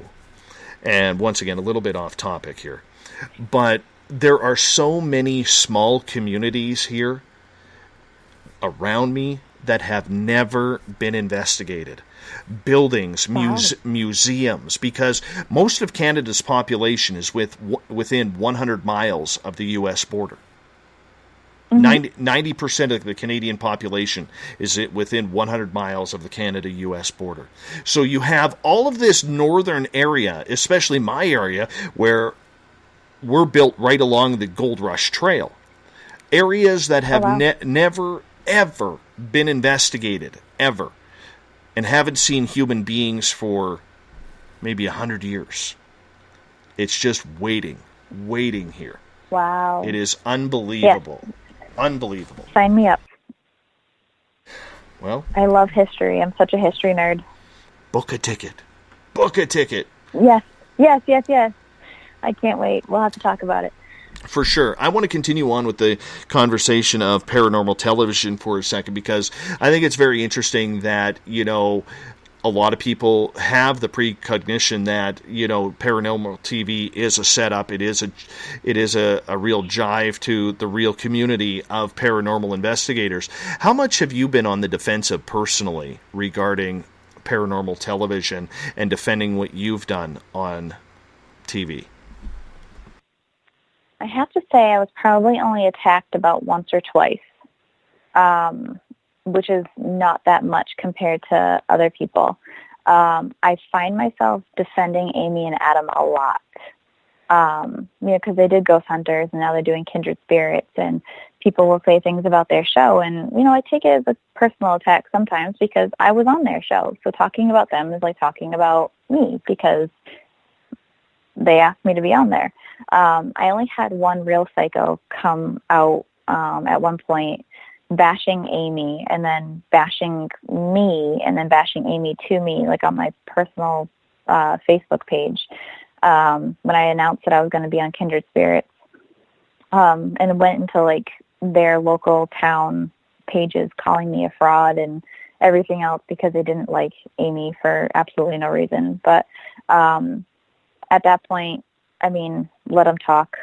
It's one person, and anybody that knows me or has been to me or, has gotten reading by me or has been around me knows enough that, my personality, my character, and my abilities speak for themselves. And I am so brutally honest about everything that I could never be a fraud. So I don't really take it personal too much, because people are going to say things all the time. Anyways, it doesn't matter. I'm kind of past that point now. Some things I let bother me sometimes, but it's not too bad. I think when they first came out with the show, I remember setting up like notifications for like every possible what? I think her phone just died. We're going to call back. I wonder if we get the answering machine. What do you think? Will we get the answering machine? I'm not sure what happened there. Well, you know what? I've got to roll the tinfoil behind me if you want to blame the gnomes, the ghosts, the aliens, or whatever. I have a serious fear of aliens, so we can blame it on anything but that. Oh, let me tell you about Carl one day. Okay. I was going to say, maybe not at 3 o'clock in the morning, maybe during the daylight. Yeah, not a problem. Carl, okay, deal. Carl's actually pretty cool. Carl actually showed up at my window one day while I was broadcasting. Oh, good. Yeah, we'll have to wait till the sun's out, and then you can tell me all about it, because I'm a huge chicken. Not a problem whatsoever. You were saying about being attacked on your Facebook page by somebody. So, yeah, I just, I let my ability and my character speak for itself, and if anybody wants to question it, by all means, please do so, but don't do it until you've seen what I can do in person and you've experienced it for yourself. If you're just going to blindly talk because you want to bash somebody, then that's just silly, and that just needs to stop in general in life. I feel like too many people are just pushing out the negative all the time anyways, and that's not what this world should be doing at this point in time, but it is what they're doing, and it's just silly. But I remember setting up notifications for like all the posts and like hashtags and everything else when the show aired, and I was terrified that people were going to not receive what I did or myself very well because I was brand new to this. I wasn't, for example, Chip Coffey, who they had on their episode, who already has himself established in the entertainment industry. So I was brand new, and I was afraid of what people were going to do or say. And I finally, just started reading through, and I realized that a lot of people were really positive. I didn't see anything negative at all, which I was shocked by. And that really, restored my faith in humanity a little bit, because usually people are so quick to judge or to bash, but they didn't at all. I only had a couple bad experiences. And like I said, it was with people that were totally off their rockers, who had never even met me. And they just had some personal weird, vendetta against, Amy and Adam, who they'd never met either. So I wasn't too worried about it. I'll tell you one thing that actually surprised me about Kindred Spirits with Amy and Adam is when they were part of the TAPS team, they were so much not about having any type of psychic influence, psychic interference, or mediumship on that show. They claimed to be doing so much scientific research. And then when that group kind of split off and Amy and Adam went their own way, here now they're introducing psychic mediums to the show. Why do you think the difference and from the two shows, yet with the same cast members? Honestly, from what I have heard, it was not their decision. I've never had the conversation with them, and I know they're very close personal friends with Chip, and I have a friendship with them as well. And from what I have heard, and I don't remember if it was the production company or the network, so whether it was Pilgrim or Sci-Fi, that wanted no psychic influences at all. Like, it was a higher-up decision. It was not the cast members' decision. So Amy and Adam, I assume, probably never had a problem with it since, they're friendly with psychics, and they chose to have them on their show. So more than likely, all along on the show, they just kind of did what they were hired to do, which was to investigate. But they wanted to do things differently on their own show. But it was always my understanding and everything that I had heard, and I still have never heard it out of, the source's mouth. And I'm sure I could, ask Jason Hawes, hey, why didn't you work with mediums? But it's never come up in conversation. But I think it was probably either a network or a production company decision. And I remember when I filmed for Ghost Hunters, I remember Tim Weisberg asked me, hey, can you do me a favor? Can you talk to this woman from this production company? It's to benefit the military museum, which we did events for all the time at Fort Tabor, because they got no outside money, no grant money, anything. And our events would help them keep the heat on all winter long, so that way they continue to have donations come in and people visiting the museum. So he said, can you talk to this production company? They're doing a TV show there with a new television show. And at the time, Tim was under contract for Ghost Asylum. He was working for Ghost Asylum. So I said, yeah, sure, I can talk to them. That's fine. Well, I get on the phone with the woman, and she starts asking me if I've had any personal experiences there. And born and raised in the city that the fort is in, I started telling her about my experiences, and she was like, oh my God, that's amazing.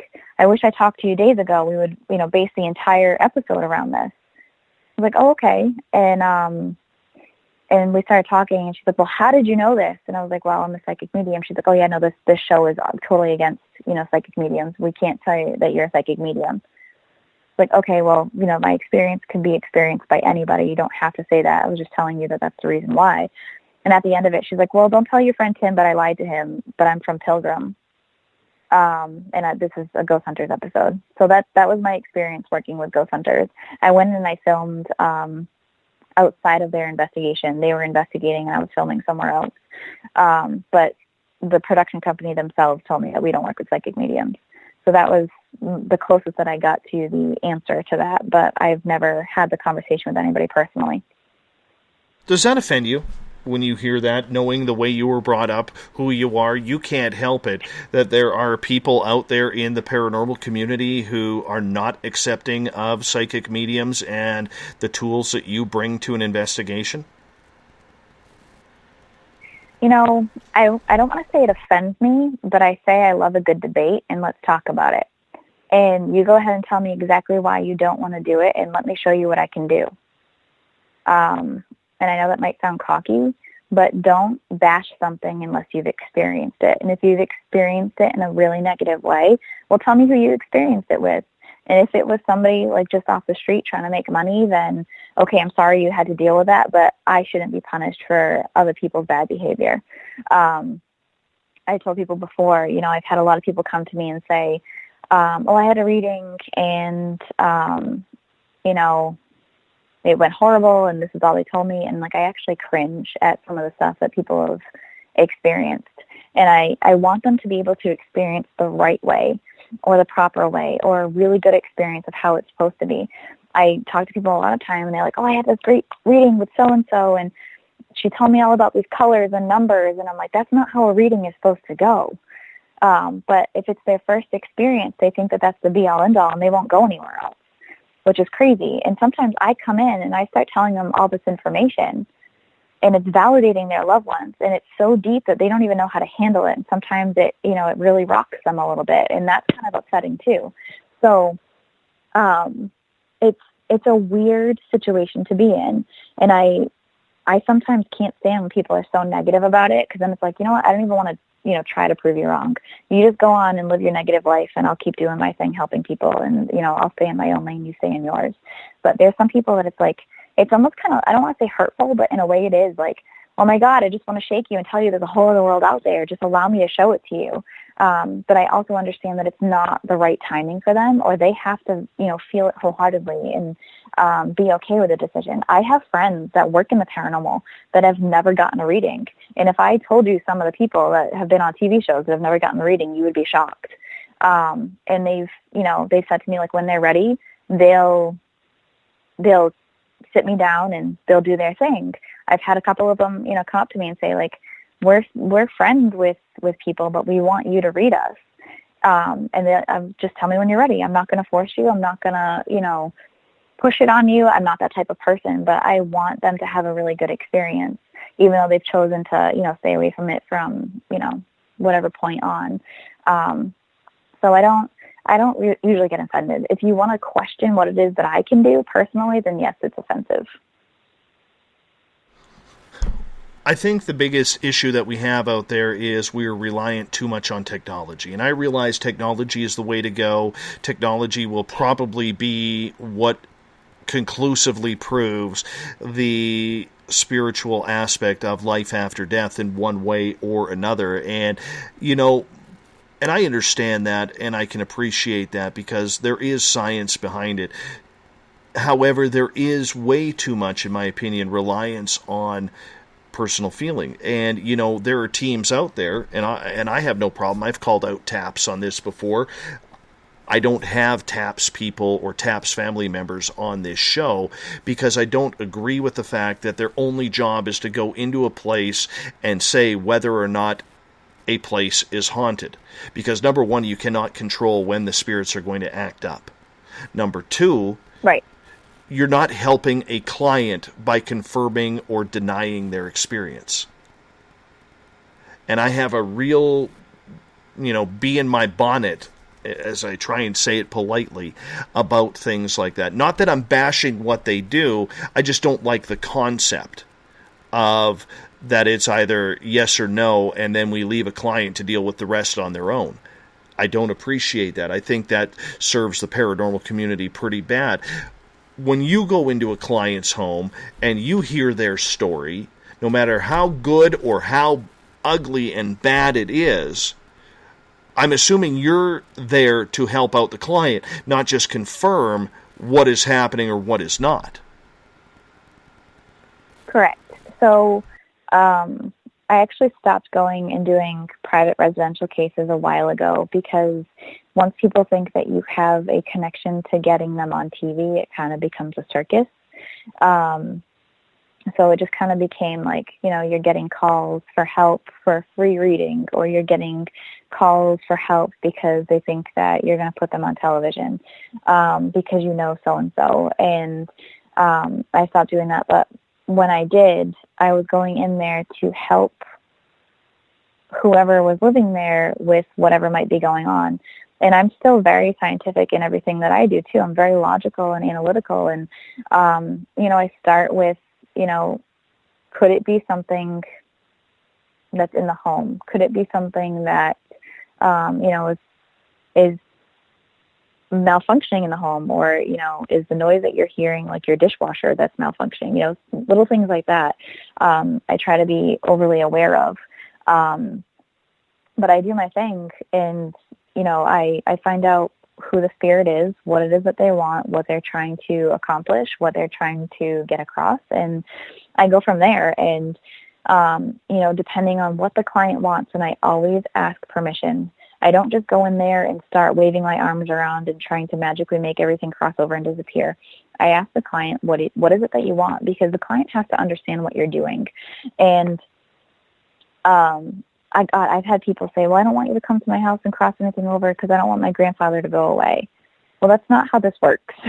There's a large difference between spirits that are lingering and spirits that have crossed over. And your past loved ones are always crossed over, and they come back to visit whenever they want. You can't just get rid of them. But, if you have spirits that are lingering in your home due to like the land or, a nearby residence or whatever it might be, you can make sure they don't keep coming into your house if you don't want them there. It could be the nicest spirit in the world, but if you're uncomfortable with it, okay, let's send them on their way. I always give the client the option of, here's what you're dealing with and what is it that you'd like to do? What are you comfortable with? And some people are just so happy to have the validation that they're comfortable. Some people are like, yep, get rid of it. I never want to see it again. And it's their choice, and I always leave it up to them. But I don't believe in walking into a place and collecting a bunch of evidence and then replaying it for them and then walking out. What is the point of that? And a lot of people answer and say, well, we're doing the scientific research to further the field, or we're doing the scientific research in order to, benefit themselves. And I don't agree with that, because these are people's lives that you're dealing with. These are people's homes that you're dealing with. I've heard of teams saying like, oh my God, you got a demon on an EVP, you have to move immediately. And I just think that that's silly, because most of the time it's their stomach growling. I had a conversation with a so-called demonologist at one point that discussed with me in length on a radio show about performing deliverances on demons. And I got so red in the face dealing with this, and I don't usually get like that. But I looked right at him and I said, okay, so what happens when you deliver it out of the house? Does it hang out in the driveway and wait for you to drive away and go back in? He's like, oh, I don't know what happens to it once I do that. Well, maybe you shouldn't be in this field. And I know that sounds really mean, but no, it's I think 2 o'clock in the morning and I don't have a filter anymore. No, but I think that's logical. I mean, they shouldn't be in the field, and that's what gives everybody a black eye in this field, is because of people like that. And to be honest with you, I'm kind of glad the whole I'm a demonologist thing has gone by the wayside. I used to laugh, seeing this 20, you'd go online and check out all these ghost hunting teams, and their demonologists would be, I've been doing this for 10 years, and they're like 22 years old. Yep. I've been a demonologist for 10 years. That was one of them. And I just think it's absolutely hilarious that, some of the things in this field, it's so easy to pick up what is BS and what isn't. But I don't want to go down that ugly road with the paranormal, because then it just sounds like we're bashing, and that's not really what having you is on and what it's all about. What I haven't asked you yet tonight is, I would love for you, because we got about 9 minutes before we got to go to break, to tell us a couple of stories that have really affected you in this field. Could be positive, could be negative, but I would love it if you told our audience a couple of ghost stories. Okay. The one I always tell that really seems to be a fan favorite is my realization of death. So that was a weird one for me, because I always saw ghosts in my house, but I just knew them as that form, and obviously the living as another form. So my mother's going to kill me because she's listening right now, and she hates when I tell this story. So here's your warning, Mom. I didn't understand what it was like to lose somebody and what death actually meant for me until I lost my grandmother when I was 7. And, I had her physically one moment, and I knew she was sick. But then I saw her physically after she passed, but she was different. I couldn't touch her, I couldn't hold her, and she was only there sometimes. So that was kind of my first real experience with what death meant. And even now I still have a weird sense of death. Like I'll forget people are dead. It's really kind of messed up. But every single night for weeks after she passed, she would show up at the end of my bed, and I was sleeping with my mom because I just felt like I wanted to be close to her. She was upset. She just lost her mother. And from the time my grandmother was diagnosed, she was diagnosed with small cell lung cancer until she passed was really quick. And I feel like everybody feels that way when they're about to lose somebody. It's just not enough time. And everything happened so fast. And my mom, was the one that really took care of her the most. And it was just awful. It was an awful situation. And she would show up at the end of my bed every single night in the light of my nightlight. And I would wait for her to show up, and I would crawl to the end of the bed, and I would talk to her. And I would have a whole conversation with her, and I would pass information back and forth between her and my mom. And there was one night that I was waiting and waiting and waiting, and I couldn't understand why she wasn't going to show up. And I really feel, looking back at this now, it's been 23 years this year, that she was doing it in order to help transition me, because I was really the closest one to her out of all the grandchildren. And I just felt like she had a lot more to teach me that she wasn't able to do here on Earth. So this was her way of kind of making her death comfortable for me. And I was waiting and waiting and waiting. I was about to fall asleep, and I remember seeing something move into the room that can only be described as, if you've seen Harry Potter, but if not, jump on Google right now and Google the Mentor.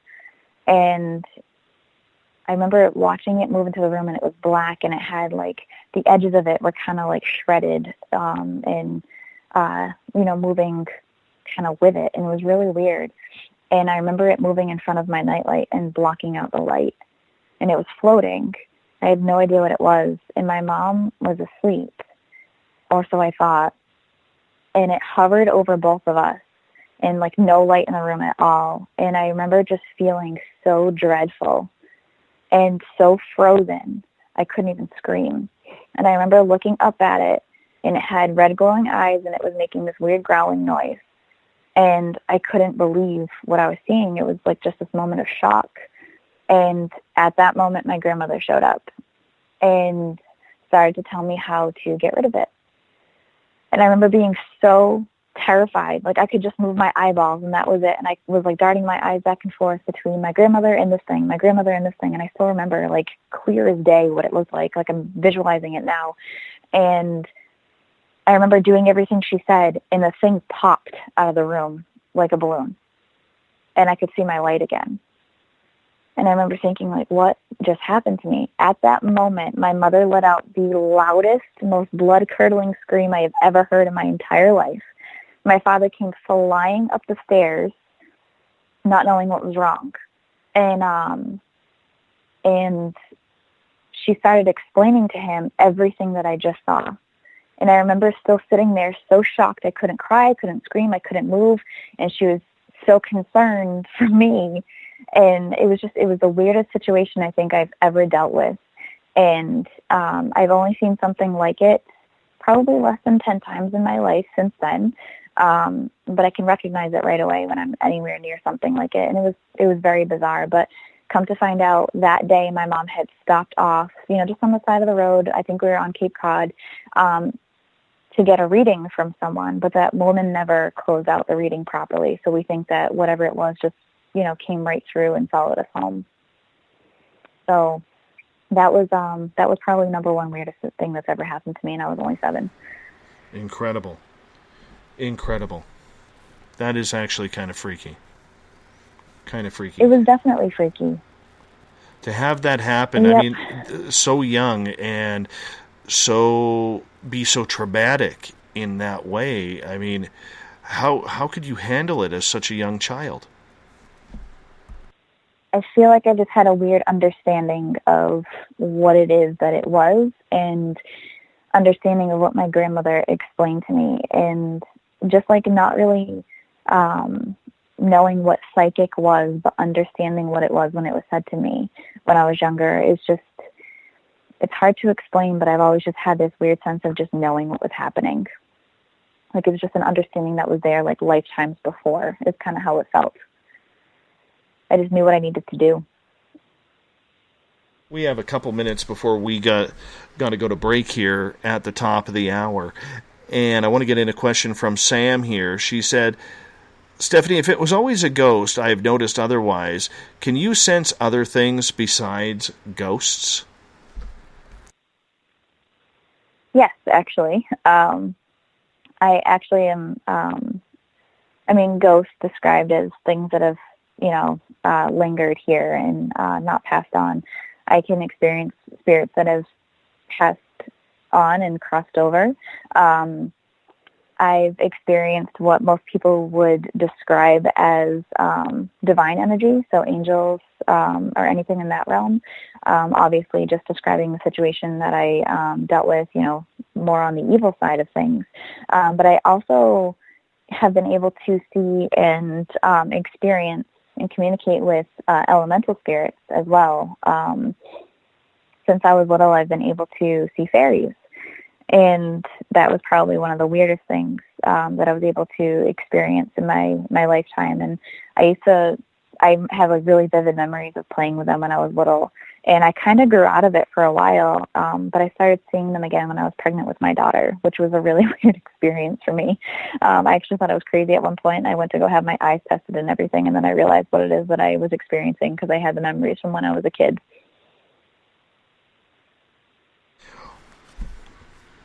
We only got about 30 seconds left, so I'm not going to ask you another question. But okay, it's been fun.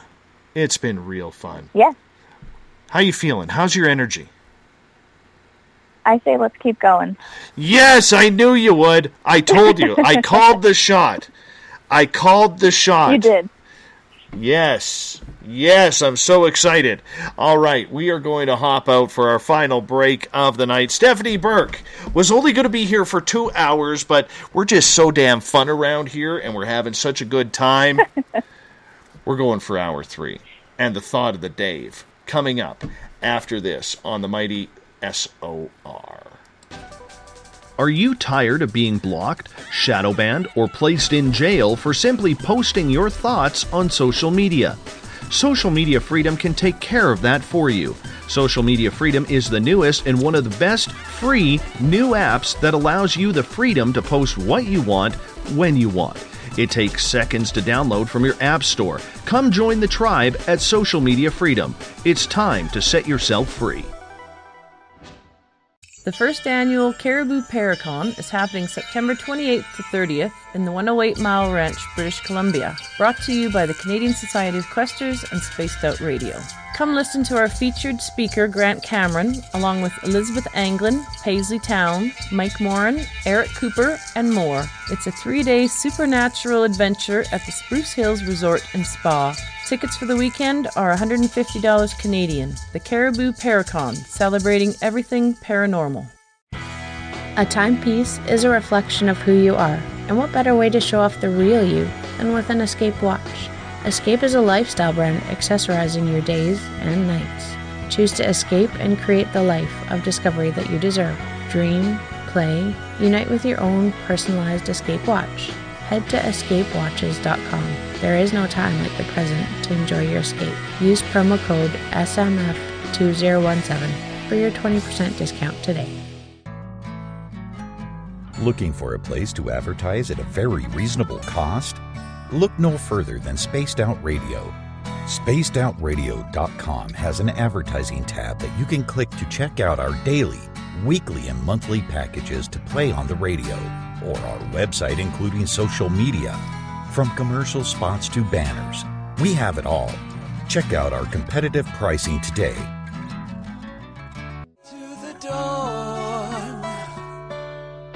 We are lighting the void on Saturday nights on Spaced Out Radio. Hey, this is Joe Roop, and I'm hanging out in SOR headquarters every Saturday night, bringing you the latest news when it comes to the weird and strange. Bigfoot, occult, UFOs, ghosts, and everything in between, I got you covered. You can tune in to SpacedOutRadio.com starting at 9 p.m. Pacific, midnight Eastern Time. Come travel into the void with us on Spaced Out Saturdays. Not ready for bed on Saturday night? Right after Spaced Out Saturdays, hop on over to S4 with Corey Ruiz and me, Eric Cooper from Forest Moon Paranormal. With S4, there are no limits to what we try and uncover. From government conspiracies to helping clean up the paranormal, no topic is safe on S4. We get to the heart of the matter, of the subjects you want to learn more about. So tune in on S4 starting at midnight Pacific, 3 a.m. Eastern, only on spacedoutradio.com.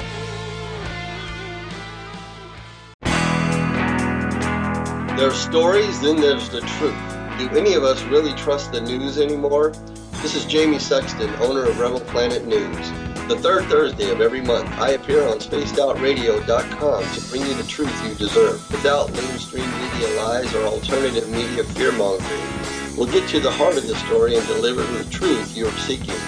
So come join us here for the Rebel Planet at spacedoutradio.com. The Call of the Wild is in Vancouver. The Moose Vancouver is one of the hottest bars and restaurants in the city. Open until 2 a.m. nightly, the Moose will rock you like a hurricane all night long. Great food with everything on the menu at $6.95 near the corner of Nelson and Granville.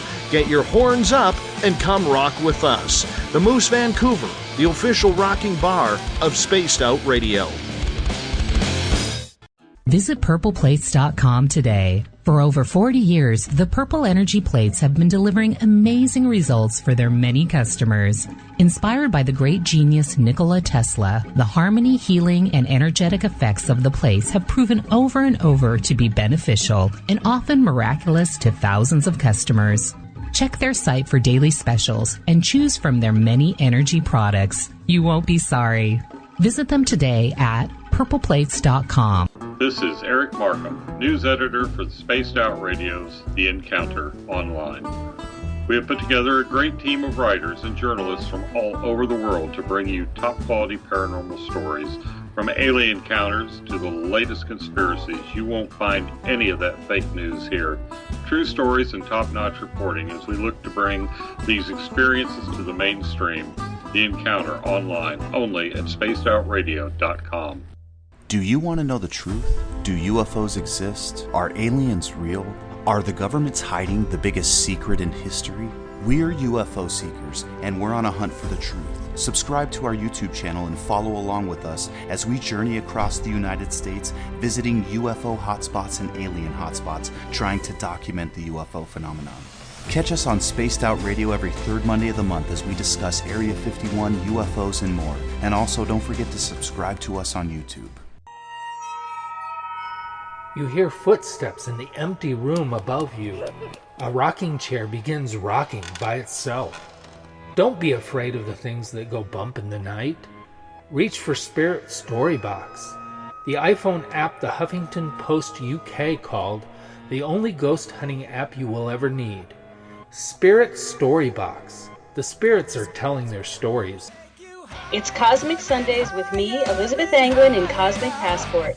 Let me take you down a 3-hour spiritual journey where we will get into everything from ET contact to Psychic Sundays. It's a journey of listening and learning together with some of the best professionals in their fields. You can tune in to Cosmic Passport at spacedoutradio.com every Sunday, starting at 9 p.m. Pacific, midnight Eastern.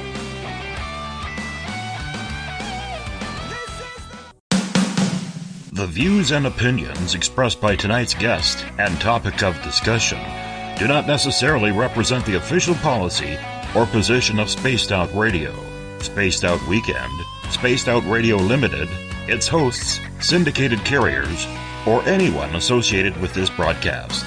You're listening to Spaced Out Radio with Dave Scott. Follow Dave on Twitter at Spaced Out Radio and hashtag Spaced Out Radio, and on Facebook, Spaced Out Radio Show.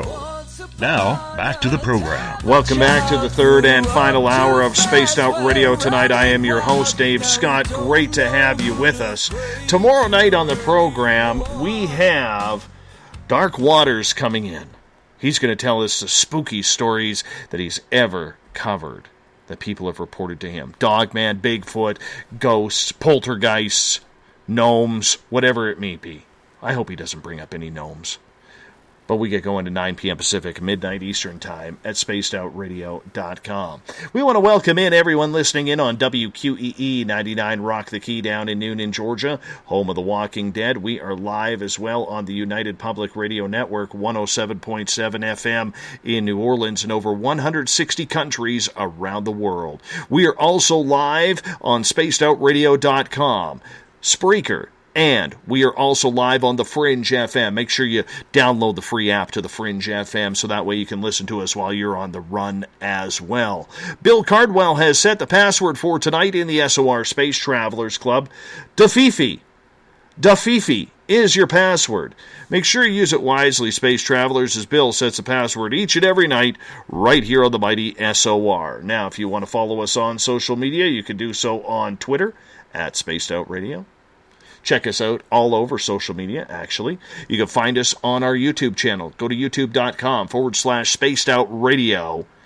Please hit the subscribe button if you want to hear some past shows or this one again when it is done. And we are on periscope.tv every Monday through Friday night. Yes, the face for radio heads over to periscope.tv. Still don't know how I really feel about that, but we got a website going as well. spacedoutradio.com, where we have a plethora of features for you, including rocking out to some Bumblefoot, shopping at our Spaced Out Radio store, reading up on the Encounter online, our news section, or watching great videos from UFO Seekers, Contact TV, and so much more. For the final time tonight, we introduce from Sci-Fi and TLC's Kindred Spirits, Stephanie Burke, also from Spooky South Coast Radio.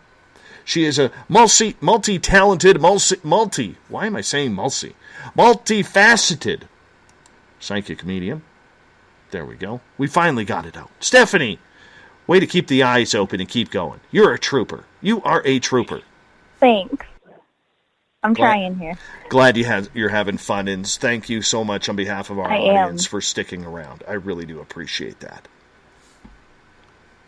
I'm having a great time. Thank you so much for having me. Oh, anytime. And once again, if you have any questions, if you're in one of the chat rooms or on Twitter, if you have any questions, put them in capital letters so I don't miss them, so we can make sure that we ask Stephanie the questions as well. In hour number 1, we asked you a lot about your own intuition and how that kind of worked for you. In hour number 2, we focused a lot on paranormal television. Now, getting to the investigation and how you like to conduct your paranormal investigations. You just mentioned moments before the break that you've really been turned away from doing residential. So what are you working on now? Right now I am doing a lot of traveling to public events, whether it be just, investigation event, or it's a gallery reading event, or it's a Comic-Con or a Paracon, or, a library lecture, whatever it might be. I'm really focusing on kind of making my travels right now. That started about last summer, and it's still continuing, and I'm really grateful for all the opportunities. But I'm shocked and surprised at the amount of people that have reached out and asked me to come to all different states this year, even internationally. But I'm sticking stateside so far, and just kind of focusing my energy there, meeting new people, getting to know new people, and being able to spread my gift wherever I can right now. The Paracons are a lot of fun, but one thing I noticed on the East Coast compared to the West Coast is like there's this traveling Paracon caravan that goes from event to event to event, and that's not just the speakers. That is the people who are attending these events. These are a big thing for a lot of people, aren't they? It's a huge thing. I mean, I think especially here on the East Coast, because I tell everybody all the time, New England is kind of the mecca of ghost hunting. It's where it all started for the mainstream media to be introduced to the paranormal. So it's where the popularity began, or it's where the different events began, and everything is super haunted in New England because it's very old. So it's true. You have a lot of the same speakers, but you also have a lot of the same people that attend them because people just can't get enough of it. I think we're just a little bit more open-minded here. as opposed to other parts of the country when it comes to, are ghosts real? Is the paranormal a thing? We have had so many people, Stephanie, come on and tell their favorite ghost experiences. And, on the East Coast, you have so many popular places that are haunted. Out of the least popular that maybe people may not know, do you have a favorite place that you like to go to or have gone to in the past that really moved you with the amount of activity that was there? That's a great question. People ask me these things all the time, and I feel like I switch my answer all the time, and I don't always have the answer right at my fingertips. I think a lot of experiences that I've had with a lot of activity have been places that I've spent a lot of time in. So, obviously, growing up in a haunted house, that was really... that's where I've seen the most activity. I can tell you it's probably the most haunted place I've ever been.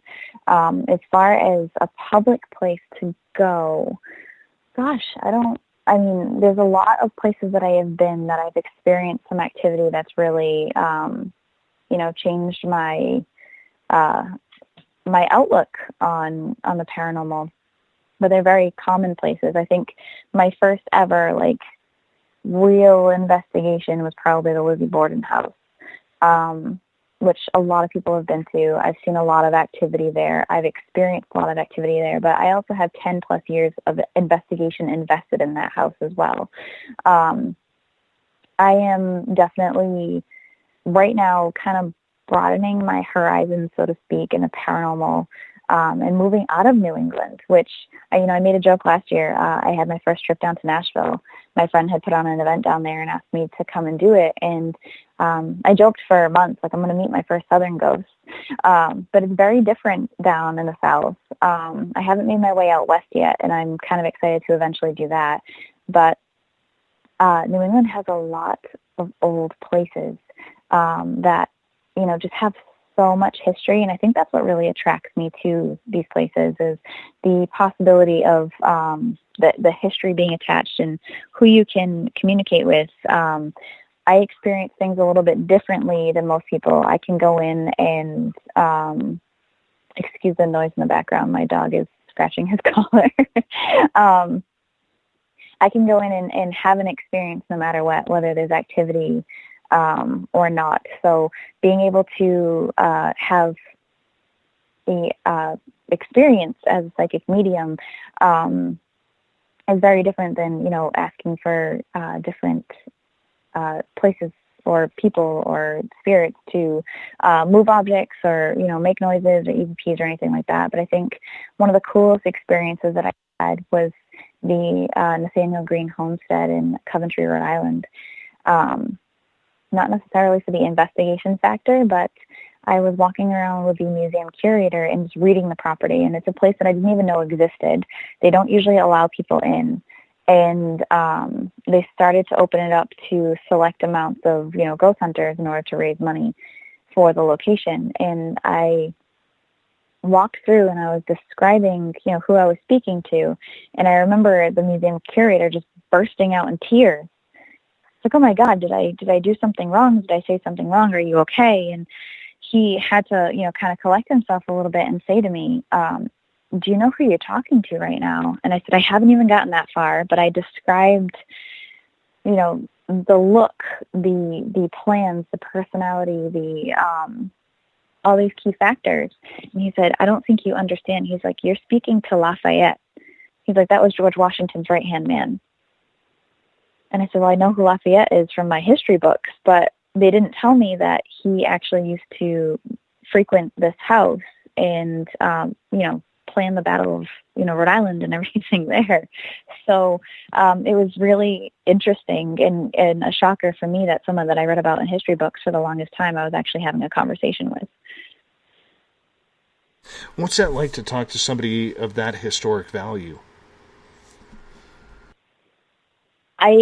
I still think it's the weirdest thing that I've ever done, or at least up there in the top 3. It's fascinating to me that I'm able to kind of bridge that gap between the history and now, and peel back layers of history that might have been lost and not written down. Or what I normally tell people is I love figuring out like the mystery behind the history, because a lot of things, we're lost to history. And if I can peel back little things or help put puzzle pieces together for people that are doing historical research, I absolutely love that. It is so fascinating for me.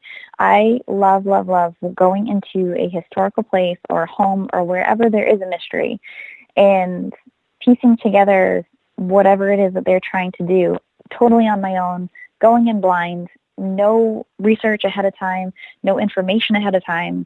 I know Amy and Adam, every single time I work with them, I didn't even realize it until the bonus edition of Kindred Spirits came out on Destination America, that they removed all personal items from the home. So all pictures, all personal items, everything, they boxed up and they hid before I even walked in. So I love that aspect of what I do is, being able to totally, everything that I come out with was not influenced by anybody else but my own brain. Do you find then when you go into a new location, does it take a while for the spirits to warm up to you? Or is it something that happens instantaneously? It honestly depends on the spirits. I tell people that they're still very much like we are here. And if you have like a shyer personality, it's going to be quiet. If you have an outgoing personality, it's going to be a little bit louder. And that's totally normal. I think if it's a place that people frequent often, they're a little bit more concerned about coming out and, introducing themselves. Sometimes they've been waiting around forever for somebody to pay attention to them, that they're basically shouting at you when you walk in. So it really depends on the location, how many people frequent the location. And it also depends on who I'm with, too, because they can feel energies just like we can. So, if I'm with a bunch of people, and I usually tell people if I'm doing a walkthrough, I don't want like 10 people following me. And it happens often because people are really fascinated with the phenomena of what I'm doing, that they want to be right there and up close and personal. But I usually can only have like 1 or 2 people with me, and that's it. Even when I go with Amy and Adam, it's just Amy and Adam and 1 cameraman, and that's it. Because I do a lot of walking in circles before I end up opening my mouth. I run all over the place. It's kind of a joke now between all of us. And anybody that's ever read with me is I bounce around everywhere before I start reading. A couple questions from Gail. What did you see at the Lizzie Borden house, and did you see the murders? So I don't think... I'm trying to think now because it's been a long time. I have experienced Andrew Borden, Abby Borden, Lizzie, and the entity that lives there at the house. So, and the children upstairs I have interacted with as well. So there's this darker entity that lives in the basement of the Lizzie Borden house that kind of controls everything. He's an elemental type spirit, not very nice at all. And he kind of runs everything. Andrew Borden is not the nicest. But I've only experienced in over 10 years Lizzie there about 2 or 3 times, and that was it. And it wasn't like I'm hanging out, sticking around, like it was a come and go type thing. So I've experienced just a few of the family members of the actual place. The murders themselves, I did not see. It wasn't replayed to me. That house has just a very specific dynamic to it, the way that it operates. We always encounter the darker thing in the basement. And Andrew is a pretty big key player in everything that goes on there as well. But it's more of like interaction with them, like when it's happening not as much as, past, things coming forward. I know Lizzie, my interaction with Lizzie at one point, I remember when I first went to the house, there was another psychic there that was not very good. And I remember her saying, certain things, and I was answering her, and she's like, how do you know that? How do you know the answers? I was like, well, because I can hear them. And I remember her, it was almost like a warning, like, what are you doing here? Get out of here. And that was the first time I experienced her. The second time, I actually walked into the house with my friend, who's a great investigator and author. The owner of the house lost her cat, who is like the mascot of the Lizzie Borden house. And he was missing forever and ever, and they asked me if I could come and figure out what happened to him, because I didn't even know if he was alive. And I ended up saying, I can't get there right away. He's fine. He's coming home, but I'll get there as soon as possible. And he actually showed up again the day before I went. But the reason I couldn't go was because I was pregnant, and it was very early on, and I was very sick. And when I walked in the door, I get hit in the face with Lizzie Borden, who was begging me to leave and telling me that my baby was not safe there. And I kind of had to, okay, thank you. But I knew I was fine. But it's because of the things that she went through while she was living that she was really, adamant that I not stay in the house because of the fear of her father. So it was very interesting. So it's been very direct conversations with the spirits in the house, not necessarily like, here's what happened. You'll get bits and pieces, but not the full story like you would with most spirits. So it's a really weird dynamic there. All right, continuing on here, Andrew has a question for you. Do you carry any attachments with you, or how do you remove them if you feel them around? I do not carry any attachments because I have learned my lesson when it comes to them. Very early on into my investigating, I got a good one. And I actually wasn't even looking for it. It just kind of attached. That was in the Freetown State Forest. So for those that aren't familiar, Google Bridgewater Triangle and read up on the Freetown State Forest. It's a very interesting place with a lot of history and a lot of mystery. And I actually had friends that lived on the edge of the forest, and I was just kind of hanging out doing my thing, and the spirit that was hanging around just kind of attached itself to me. So from then on, I was really careful on how to not have that happen.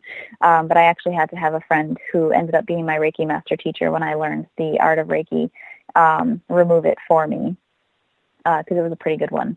But I now tend to try to educate people on how to not get them, and I remove them if I have to. It's always funny for our tour that we do at the museum. Before we start the tour, I usually give a little speech thanking everybody to come, and I always have to remember, I say two things. Number one, it's not like what you see on TV, and number two, whether you believe in this or not is actually very irrelevant. So if you feel sick, if you feel angry, if you feel dizzy, if you feel anything that is out of the ordinary, let us know so we can get you out of one of the buildings. And we usually, during our tour, will get 2 or 3 people who actually have to be taken out of buildings because they just can't handle it. But it's funny to watch the skeptics, people who just have no belief in the tour whatsoever, when they get that experience and they don't know how to react to it. I find it kind of humorous, actually. It is very interesting, and it's fun for me to watch their perspective change because that's really fascinating for me. But it does happen to them, and sometimes I feel like it happens to the biggest skeptic in the room. It's almost like the spirits just know that they don't believe, and it's like, hey, let's have a little fun tonight. Well, the main picture that we got last year was from a skeptic, and she only attended our tour because her friend wanted to come, because her friend was a big fan of paranormal television, and we encouraged people to take pictures. And so we have this 2-level barn that's like 110 years old, log barn, and up on the second floor there is a stairway going up to a loft that's a walkway to the kind of where they would back in the day store hay or whatever they stored back there. Anyhow, long story short, she caught a full-on apparition leaning on the stairwell looking right at her. in the photograph. And it's unbelievable. It is the best picture that I've ever seen when it comes to the paranormal. And she just freaked right out. So I'm with you. I love it when the skeptics get something. Makes it much more fun when that happens, that's for sure. It does. I love when people change their minds or open their minds to something. And I feel like just a conversation with people sometimes of what it is that I do, and it kind of gets their wheels turning a little bit of just the possibility, and that opens them up enough to have like the smallest experience. And once that ball gets rolling, it's, you know, it just snowballs from there, and it really, it's really interesting to watch and see where those journeys end up. Are there any places you won't investigate or any topics that you refuse to investigate? And if so, why? Aliens. I am totally not an alien person. It scares me. I think it's the fear of the unknown. People say to me all the time that they think it's the silliest thing ever, but I can tell you that it partially fascinates me because I'm not ignorant to the fact that there is something out there greater than us and different than us. I think the knowledge and the technology and the magical powers of what they can do are fascinating. I think my honest to God fear is like, do not take me out of my bed while I'm sleeping. Oh, come on.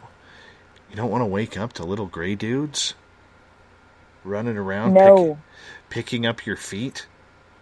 I've had that happen. No. Yeah. I think, not that I tell the story very often. I think I might have told it once on Spooky South Coast. I've had dreams, we'll call them dreams, where I don't sleep at all. And gosh, I remember I was really inquiring with a friend of mine who has studied UFO stuff for over 30 years and is an abductee himself and works with abductees. And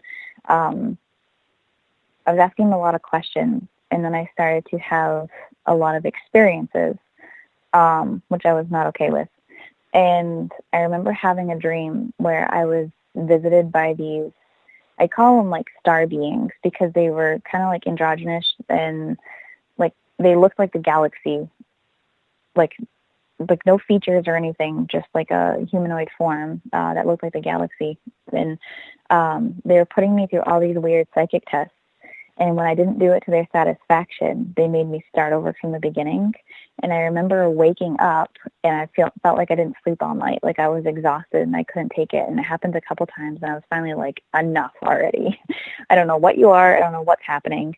And I had another dream where I was on a UFO spaceship, and two of my friends who had claimed to be abductees were there. And I was like, no way, this is a nightmare, get me out of here. But when I talked to them the next morning, they said, hey, did you like your trip last night? Like, what are you talking about? And I didn't tell them anything, and they described to me, like, what I was wearing in the dream, and I could tell them what they were wearing. And it was really weird, and, like, where they were sitting. Yes. But my guess is, like, I know I wasn't taken, but I think I was just astral projecting, and I was totally, like, that done with that. Like, stop talking to me about aliens. I'm good, because that just scares the hell out of me. Of course you were just astral traveling. Of course. Yep, astral traveling. Yes. We believe that. We believe that. Well, I didn't experience any gray people, so it was fine. I just experienced my lucky. friends, and that was it. So I want to just stay in my bed. That's where I like to be. Yeah, I don't like the idea of going on. Well, I do like the idea, but I'm at the point now where I've had enough experiences where, you know what, drop a ship in my backyard, invite me in, let's go. Let's go. We got to go for a ride. It's just the way things are. You know, do it while I'm awake. I'm more than willing. Let's do this thing. Right. You know, let's do this thing. You know, but damn it, Carl. Anyways, if you check your Twitter account, Dennis Koch, one of our good listeners, actually tweeted the ghost photo to you. Oh, okay. I will definitely do that. So you check that out after the show. I think you'll like that one. It's on the stairwell. Oh, wow. Yes, I can see it. That is super creepy. Yeah, when you zoom in, then you can No, really thank see. He looks like Yeah. he looks like the Crow. Or if Like you're a wrestling Frankenstein. fan, yeah. Or if you're a wrestling Yeah. fan, like Sting, back in the day, you know. Yeah. How's that for a good photo? That's awesome. And really, really creepy. Like Yeah. just the feeling and the look is very interesting. Yeah, he apparently didn't like the idea that we got him on film. Yeah, I was gonna say he's not a happy camper. So I can see that. Yeah, we're trying to figure out, though, the one thing that we can't figure out about this picture, and if you go on Twitter at #SpacedOutRadio, you'll see it right there, is who is behind him. There is like Okay. right behind him, there is another figure. Now, to us... Oh, yeah, I see it. Yeah, to us it feels like it's almost like a child. And in that area, you have to realize, in that area, young girls were worth a lot of money. Because it was right in the middle of the Gold Rush Trail and the Gold Rush and the gold boom in the 1850s, 1860s. And there were a lot, in our area here, there was a hotel/brothel. So what they used to do back in the day was they would kidnap young girls from 20, 30 miles away, that were 14, 15, 16 years old up till, into their early 20s, and basically say, this is your job, you get a place to live, you're not going to get any money, we'll feed you every now and again, and, they were pretty much forced into prostitution. And if they didn't, or if they tried to escape or they didn't want to do it anymore, well, they were killed. I mean, that's just, it sounds ruthless, but that was the time. Gold meant everything. And so I really have a feeling that this is a young lady spirit behind him that he kind of drags around. That's my feeling. That could very well be, especially given the history. Yeah, that one makes sense to me. That would make sense to me. It's funny, though, he is such a complete opposite, because that's on the upstairs floor. And if you go to the bottom floor, there's a guy in there, we call him Shadow Man. We know he's a Canadian War veteran, served in both World War I and World War II. And he gets so excited when we do the tour. He gets so excited when people go in there and chat with him. Like we went in there on Sunday just to remind him that, because I go every week that we do the tour the week before. I go in there and remind the spirits that we're bringing the tour people in and not to get a little freaked out. We ended up, 6 of us in that barn for about 35, 40 minutes because he just did not, he was just chattering away. Wow. It was amazing. He is so friendly. And he loves being photographed, too. It's interesting how spirits differ, in what they enjoy and what they don't enjoy. But like I said before, they all have their own personality makeup just like they did in life. So it's interesting to see how it still sticks to them, even in death. Speaking of things that you're getting into, we know you don't want to go into the whole alien realm, and I'm very fine with that. I was just teasing earlier. But what about cryptids? Like, you've been to the Blackwater Triangle, or Bridgewater Triangle, pardon me. What about the cryptids? Bigfoot, Dogman, gnomes, gargoyles, which are known on the East Coast to be around. Have you decided to start looking for them, or have you had experiences with any of those yet? I have not had any gnome experiences. I have not had any dogman experiences. Bigfoot is still questionable. Gargoyles I actually haven't heard of up here in New England. But we have puckwudgies, which are like I don't even know what you want to describe them as, maybe like a more elemental And puckwudgies are really fascinating. I kind of love them, even though people are afraid of them. Bigfoot, I have not had any confirmed sightings or experiences. I do have one weird story that could be a Bigfoot story. I've asked Bigfoot people, and they swear that that's what I experienced. But, until it's standing in front of my face and it's very clear that that's what it is, I am not sure about it. I've heard forever that we have a ton of Bigfoot in this area, and I've heard that, they telepathically communicate, so they're attracted to people that can do so. So people are constantly asking me to go out Bigfoot hunting, and I have yet to do so. But I also kind of feel like I need to go with the right person, too. So there was one night where I was walking out into my backyard, and I live right in the middle, of the Bridgewater Triangle area. And I also have 56 acres of land behind my house. And at the time, I didn't have a fence up. We were in the process of putting a fence up. And I have a German Shepherd, a very, very large German Shepherd, who I was just kind of getting sick of, having on a leash. So we were fencing in my yard. We had it fenced in on both sides, but not the back. And the back is what attaches to those 56 acres. And if you look on Google Earth, you can see all kinds of stuff in there. Like, there are people that live in there, but it's like one or two. And it's a lot of wetland that's protected. So apparently it's a perfect environment for a Bigfoot if you talk to people that study that type of thing. And I remember walking out one night, and it was a full moon, and I remember walking out and just feeling strange. I actually think I might have been pregnant at this time. And I had the dog with me, and the dog is super intuitive. Like, he is so in tune with everything that goes on, every thought of mine, every action of mine.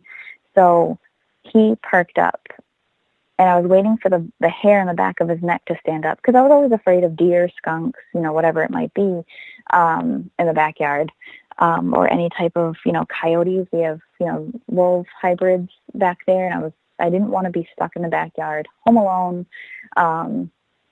with just him and I.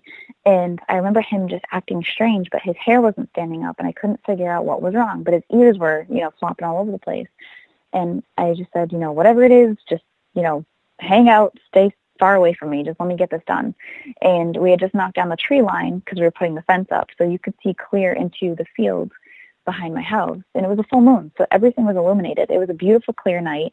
I had a flashlight, a very high-powered flashlight. And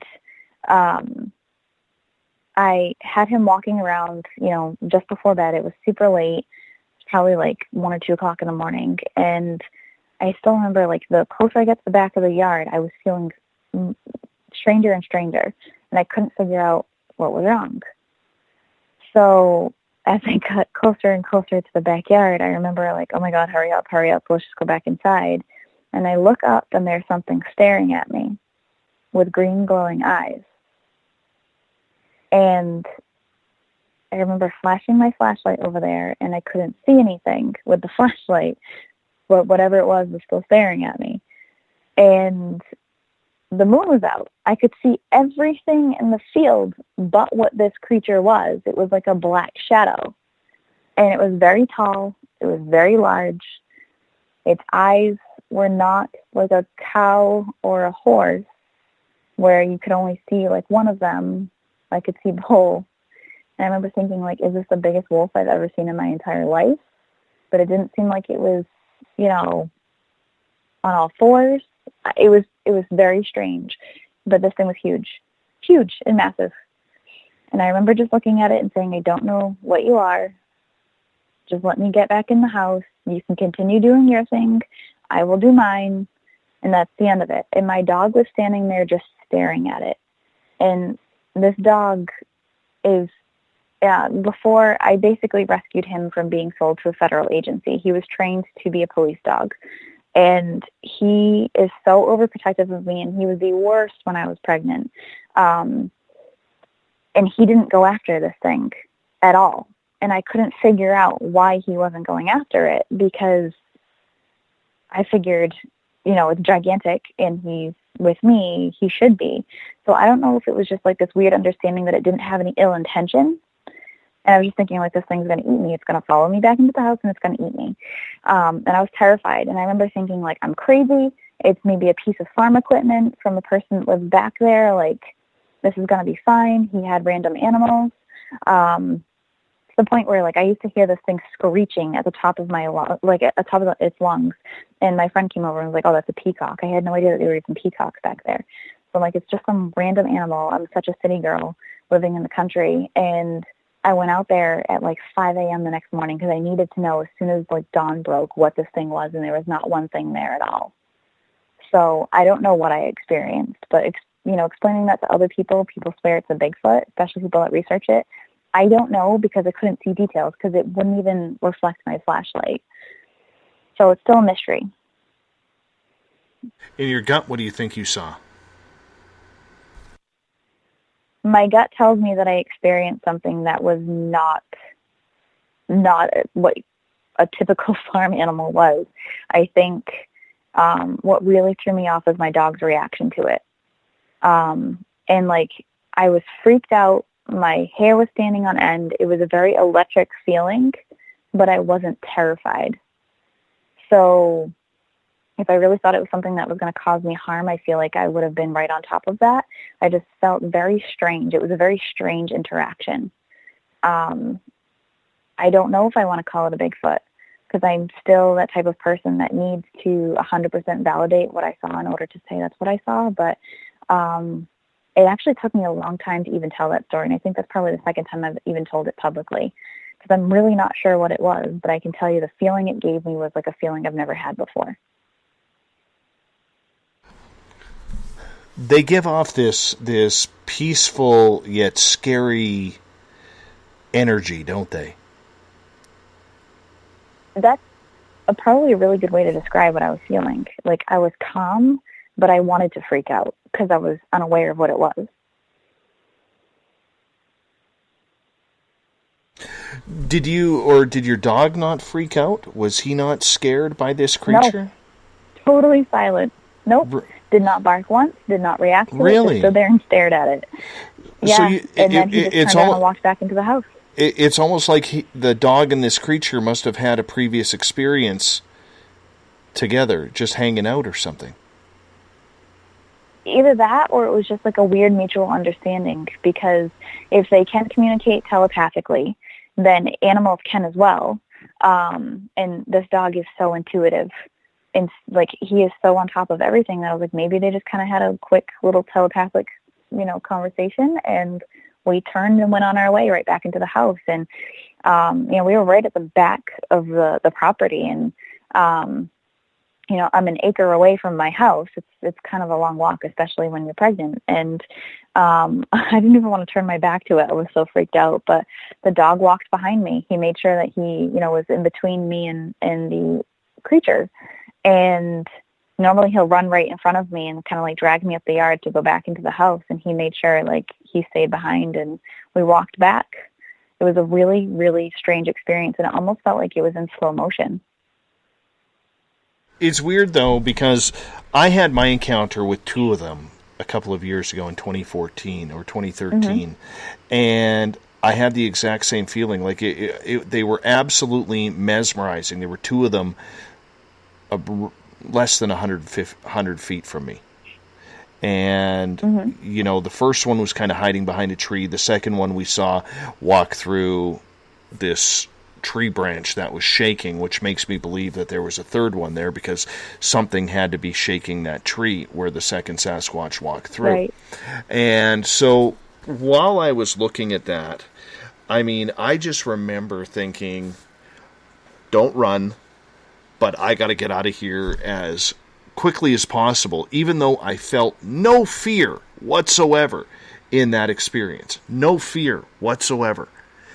It's just the power of this creature. It's almost like, when you sit beside somebody whom you don't know and they're filled with tattoos and your parents have put into your head people with tattoos are bad. You know what I'm saying? Yep.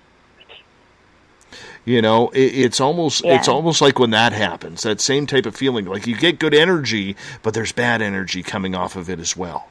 It is weird. Totally weird. I think it might just be an unknown energy, and that's why it makes us feel so strange. Because people eventually get used to what ghost energy feels like, but this was just totally new and different and odd, and I mean, I would be willing to experience it again just because I want to know what it is and why, and can I communicate with it? Because I've had all these other experiences with all these other strange things. Why not this? That doesn't scare me. A gigantic, 8-foot hairy creature scares me way less than a little green or gray guy. I know. I would love to experience both. Out here we have a gifting site set up for Sasquatch where we found prints up here. So we're hoping this year that we can get something. Yeah. We're hoping. We just can't get in there. We haven't been in there since December. The snow's too high. But the snow is melting. Right. And we may try it soon. In fact, I may do that this Well, you'll weekend. have to keep me updated. Well, the guy I go out with, see, we got to be careful up here because there's a lot of animals that can kill you up here. Yeah. There really is. And I hate to put it that blunt, but there is. I mean, between the moose and the deer, the wolves, the coyotes, the cougars, the bobcats, the grizzly bears, the black bears, the wild horses. I haven't seen the feral pigs yet, but I'm pretty sure they're coming. There's a lot of stuff that could kill you up here. And anyways, and the raccoons too. Not the raccoons, the porcupines too. Anyways, the whole point that I'm getting at is the guy who I take with me, he just had shoulder surgery, so he can't really fire his gun if he has to. Yeah.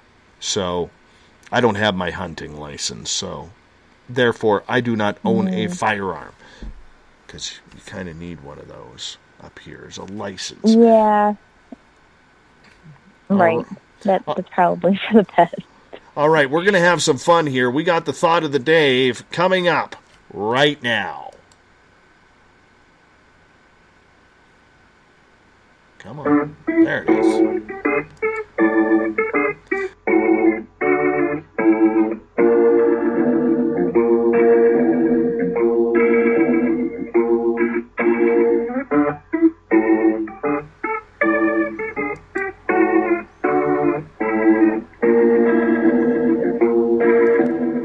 Thought of the Day happens every night at this time, where during the day we pose a question to you, the audience, on my Facebook page, goes over to Twitter, and we get your response. And, of course, it always deals with the show topic. So today's Thought of the Day: what do you love or hate about paranormal television? The people do not count. So, I'm going to get to you first here, Miss Stephanie. What do you love about paranormal television, and what do you not like? What I love about paranormal television is experiencing historic locations or places that are lost to history and the story behind them and the lost stories that are told on TV. I think paranormal television did a great job with that this year. With portraying really cool historic places on TV, and the actual evidence of history being brought to light. What I don't like, I think, is the negativity that comes from paranormal TV. So, there's always some story in the news and media of this person did this on this TV show and that wasn't right, and it just riles people up, and I don't necessarily agree with it. I feel like they might be in it for the wrong reasons, or people just trying to get their 2 cents out there in order to get on TV. So I think I don't enjoy the negativity that might come from it. Well, let's hear from some of the audience. We'll go to Twitter, where Michael stated, well, I've seen stuff that should be acknowledged that usually gets mainly ignored on television shows. Didn't like that. That was kind of hurt his feelings there. Let's go to Heidi. She says, the nature of television series doesn't really fit the nature of paranormal research. I would much prefer to watch a documentary done over a period of weeks and months to actually delve into the subject they are researching and have more of a chance of getting a result than the current method of spending 4 days wandering around a forest, swamp, mountain for 4 days, then find nothing. I realize the episodic format of television series doesn't lend itself to that currently. I do, however, love seeing different places and hearing people's experiences. It really is, Stephanie, trying to find a balance between the two because television is such a different genre on what we are dealing with. Oh, it is. And I think she's right, too. The problem is what people truly want to see on TV is not that. We have an interest in it, but it doesn't apply to the general television audience. So networks aren't willing to put the money behind it or the time behind it because they feel like it's not going to sell as fast as like a Jersey Shore type television show. It doesn't have enough drama for them. I agree with you. Mandy states, I haven't had cable TV in 6 years or so, but saw on a friend's satellite a show called Hunting or Killing Bigfoot that really pissed me off. It's my humble opinion that certain things are gifts brought to an individual, and marketing such for money, fame is a road for some, and others choose to just love what they are living with it all. It really is a balance because I think some people really will do or go to any extent to try and prove what they have seen on a five senses value rather than just enjoying the experience. How do you find the balance? I don't necessarily know how I find the balance. It's a great question. I think I'm just wired the way I am to kind of look at all different sides of something rather than one or the other. So I don't even know if I can answer that question properly. Well, that works. Let's get to the Ukrainian watermelon, Ron Moniak. Little Ronnie Moniak, you're in Saskatchewan.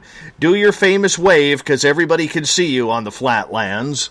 I know you are right now. He says, I despise low-budget cheesy knockoffs with poor action, low-budget dramatization. Then Canadian TV repeats the same episode insistently, and I can agree with him on that. It's all for a quick buck. The precedent by these shows turns people off and jade the credibility of the paranormal so bad, it's pathetic. Oh, you should see Canadian paranormal television. We don't really have our own shows, but when they buy a season, they play the hell out of that season. It's terrible. Oof. There's nothing fresh. Nothing fresh. It's like getting those stale French fries from McDonald's when they're building a fresh batch right there. Sammy jumps up and says, I love to observe the techniques and equipment used. I hate that it's always about the ghosts or always amounts to that. What's it like playing with that technology behind the scenes that most people can't afford? That's a good question. Do they let you play with the toys? Oh, yeah, they do. I always tell people I love to be in the know, and I love to have the knowledge of all the newest equipment out there and what it does and how it works and staying up to date with it. But when it comes to an actual investigation, I don't particularly care to use it in an investigation myself because I'm doing something totally different. 2 weekends ago, we had an investigation where our friends from the Twisted Realm project came and brought the SLS camera and all these geopods and they had equipment all over the house. And it was amazing to watch, but just seeing how things start to change. I was telling Porter about this because he was there with me in the investigation. And he was explaining to me how some stuff worked, and he was actually rubbing the cuffs of his sleeves together to show me that it reacts to static. And I said, that's really fascinating to me because when I sense a ghost near, it feels very electric or it feels like static. So it's funny how somebody's turning that into a piece of equipment. So I like to play with things like that to see the types of reactions that I get. And the thing that fascinates me the most is, getting direct answers from spirits that you're communicating with. Like, there's something there. I can see it. I'm communicating with it. And now it's validating things for other people in the room by, turning on equipment very strategically. So I love that stuff, but I don't necessarily have any favorite equipment. I honest to God, I joked the other day, I think cat toys are my favorite equipment now because they're so simple, they're so easy, and they're easily used as well in an environment, and they don't cost much for people. Rather than, like a $400 piece of equipment that people feel like they need to have because they saw it on television. Let's get to Jim's comment. He says, over-edited for drama, but that's why they are successful. Dan jumps in. Knowing that there's not going to be any big breakthroughs. If someone had 100% proof of Bigfoot, they're not going to wait until episode 12 to show it. Isn't that the truth? Isn't that the truth? All right, let's get to Cindy's comment here. It's complete and utter lack of scientific method and its utter shock value, particularly ghost hunting. Well, the whole fact that she mentioned the word science makes me question this one, so I'm just going to skip that one. Yeah, I have an issue with that. Uh-huh. It's a bone to pick. Yeah. I'm not going to lie. Tessa jumps in. I hate how most over-exaggerate. I love, though, the amazing periodic evidence they capture. Don't you love it when you're not expecting anything and then, boom, you get the clearest EVP or photograph or something? Oh, yeah. It's fascinating to me. I absolutely love that part of it.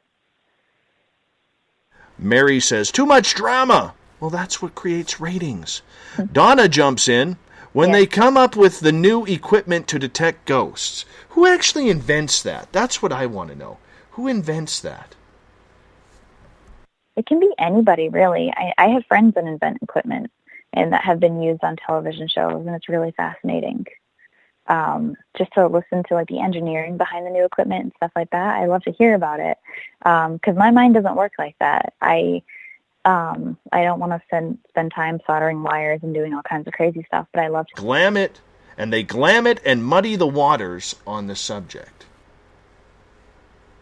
Well, that's just not very kind. Not very kind at all. People redeem the love they looked for all their lives, that lovely feeling of connection. Maybe we should do a show on when we lose someone and how they are never really gone and right by our side. That one's romantic. Just romantic. Yeah. Beautiful story there. Absolutely beautiful story. I want to say thank you so much for coming on Spaced Out Radio tonight, Steph, and going the distance. What an absolute pleasure to get to talk to you. It was amazing talking to you. I would gladly do this again anytime, even if I stay up late. So thank you so much for the opportunity. It was really awesome and a great interview. Oh, thank you so much. You are way too kind. If you ever need a spare guest, let me know. I'll be there for you. These 5 words, I swear absolutely. to you. We got to get you back to the East Coast, too, on a better note. Absolutely. I definitely want to try that. You hold on 1 second here because I'm going to wrap this thing up. I do apologize. I know Periscope was screwing up there at the end, but that's okay. Tomorrow night on the program, we delve into the Dark Waters. Yes, Dark Waters will join us starting at 9 p.m. Pacific, midnight Eastern Time at spacedoutradio.com. Hopefully you can take the time to join us. We would really, really appreciate that.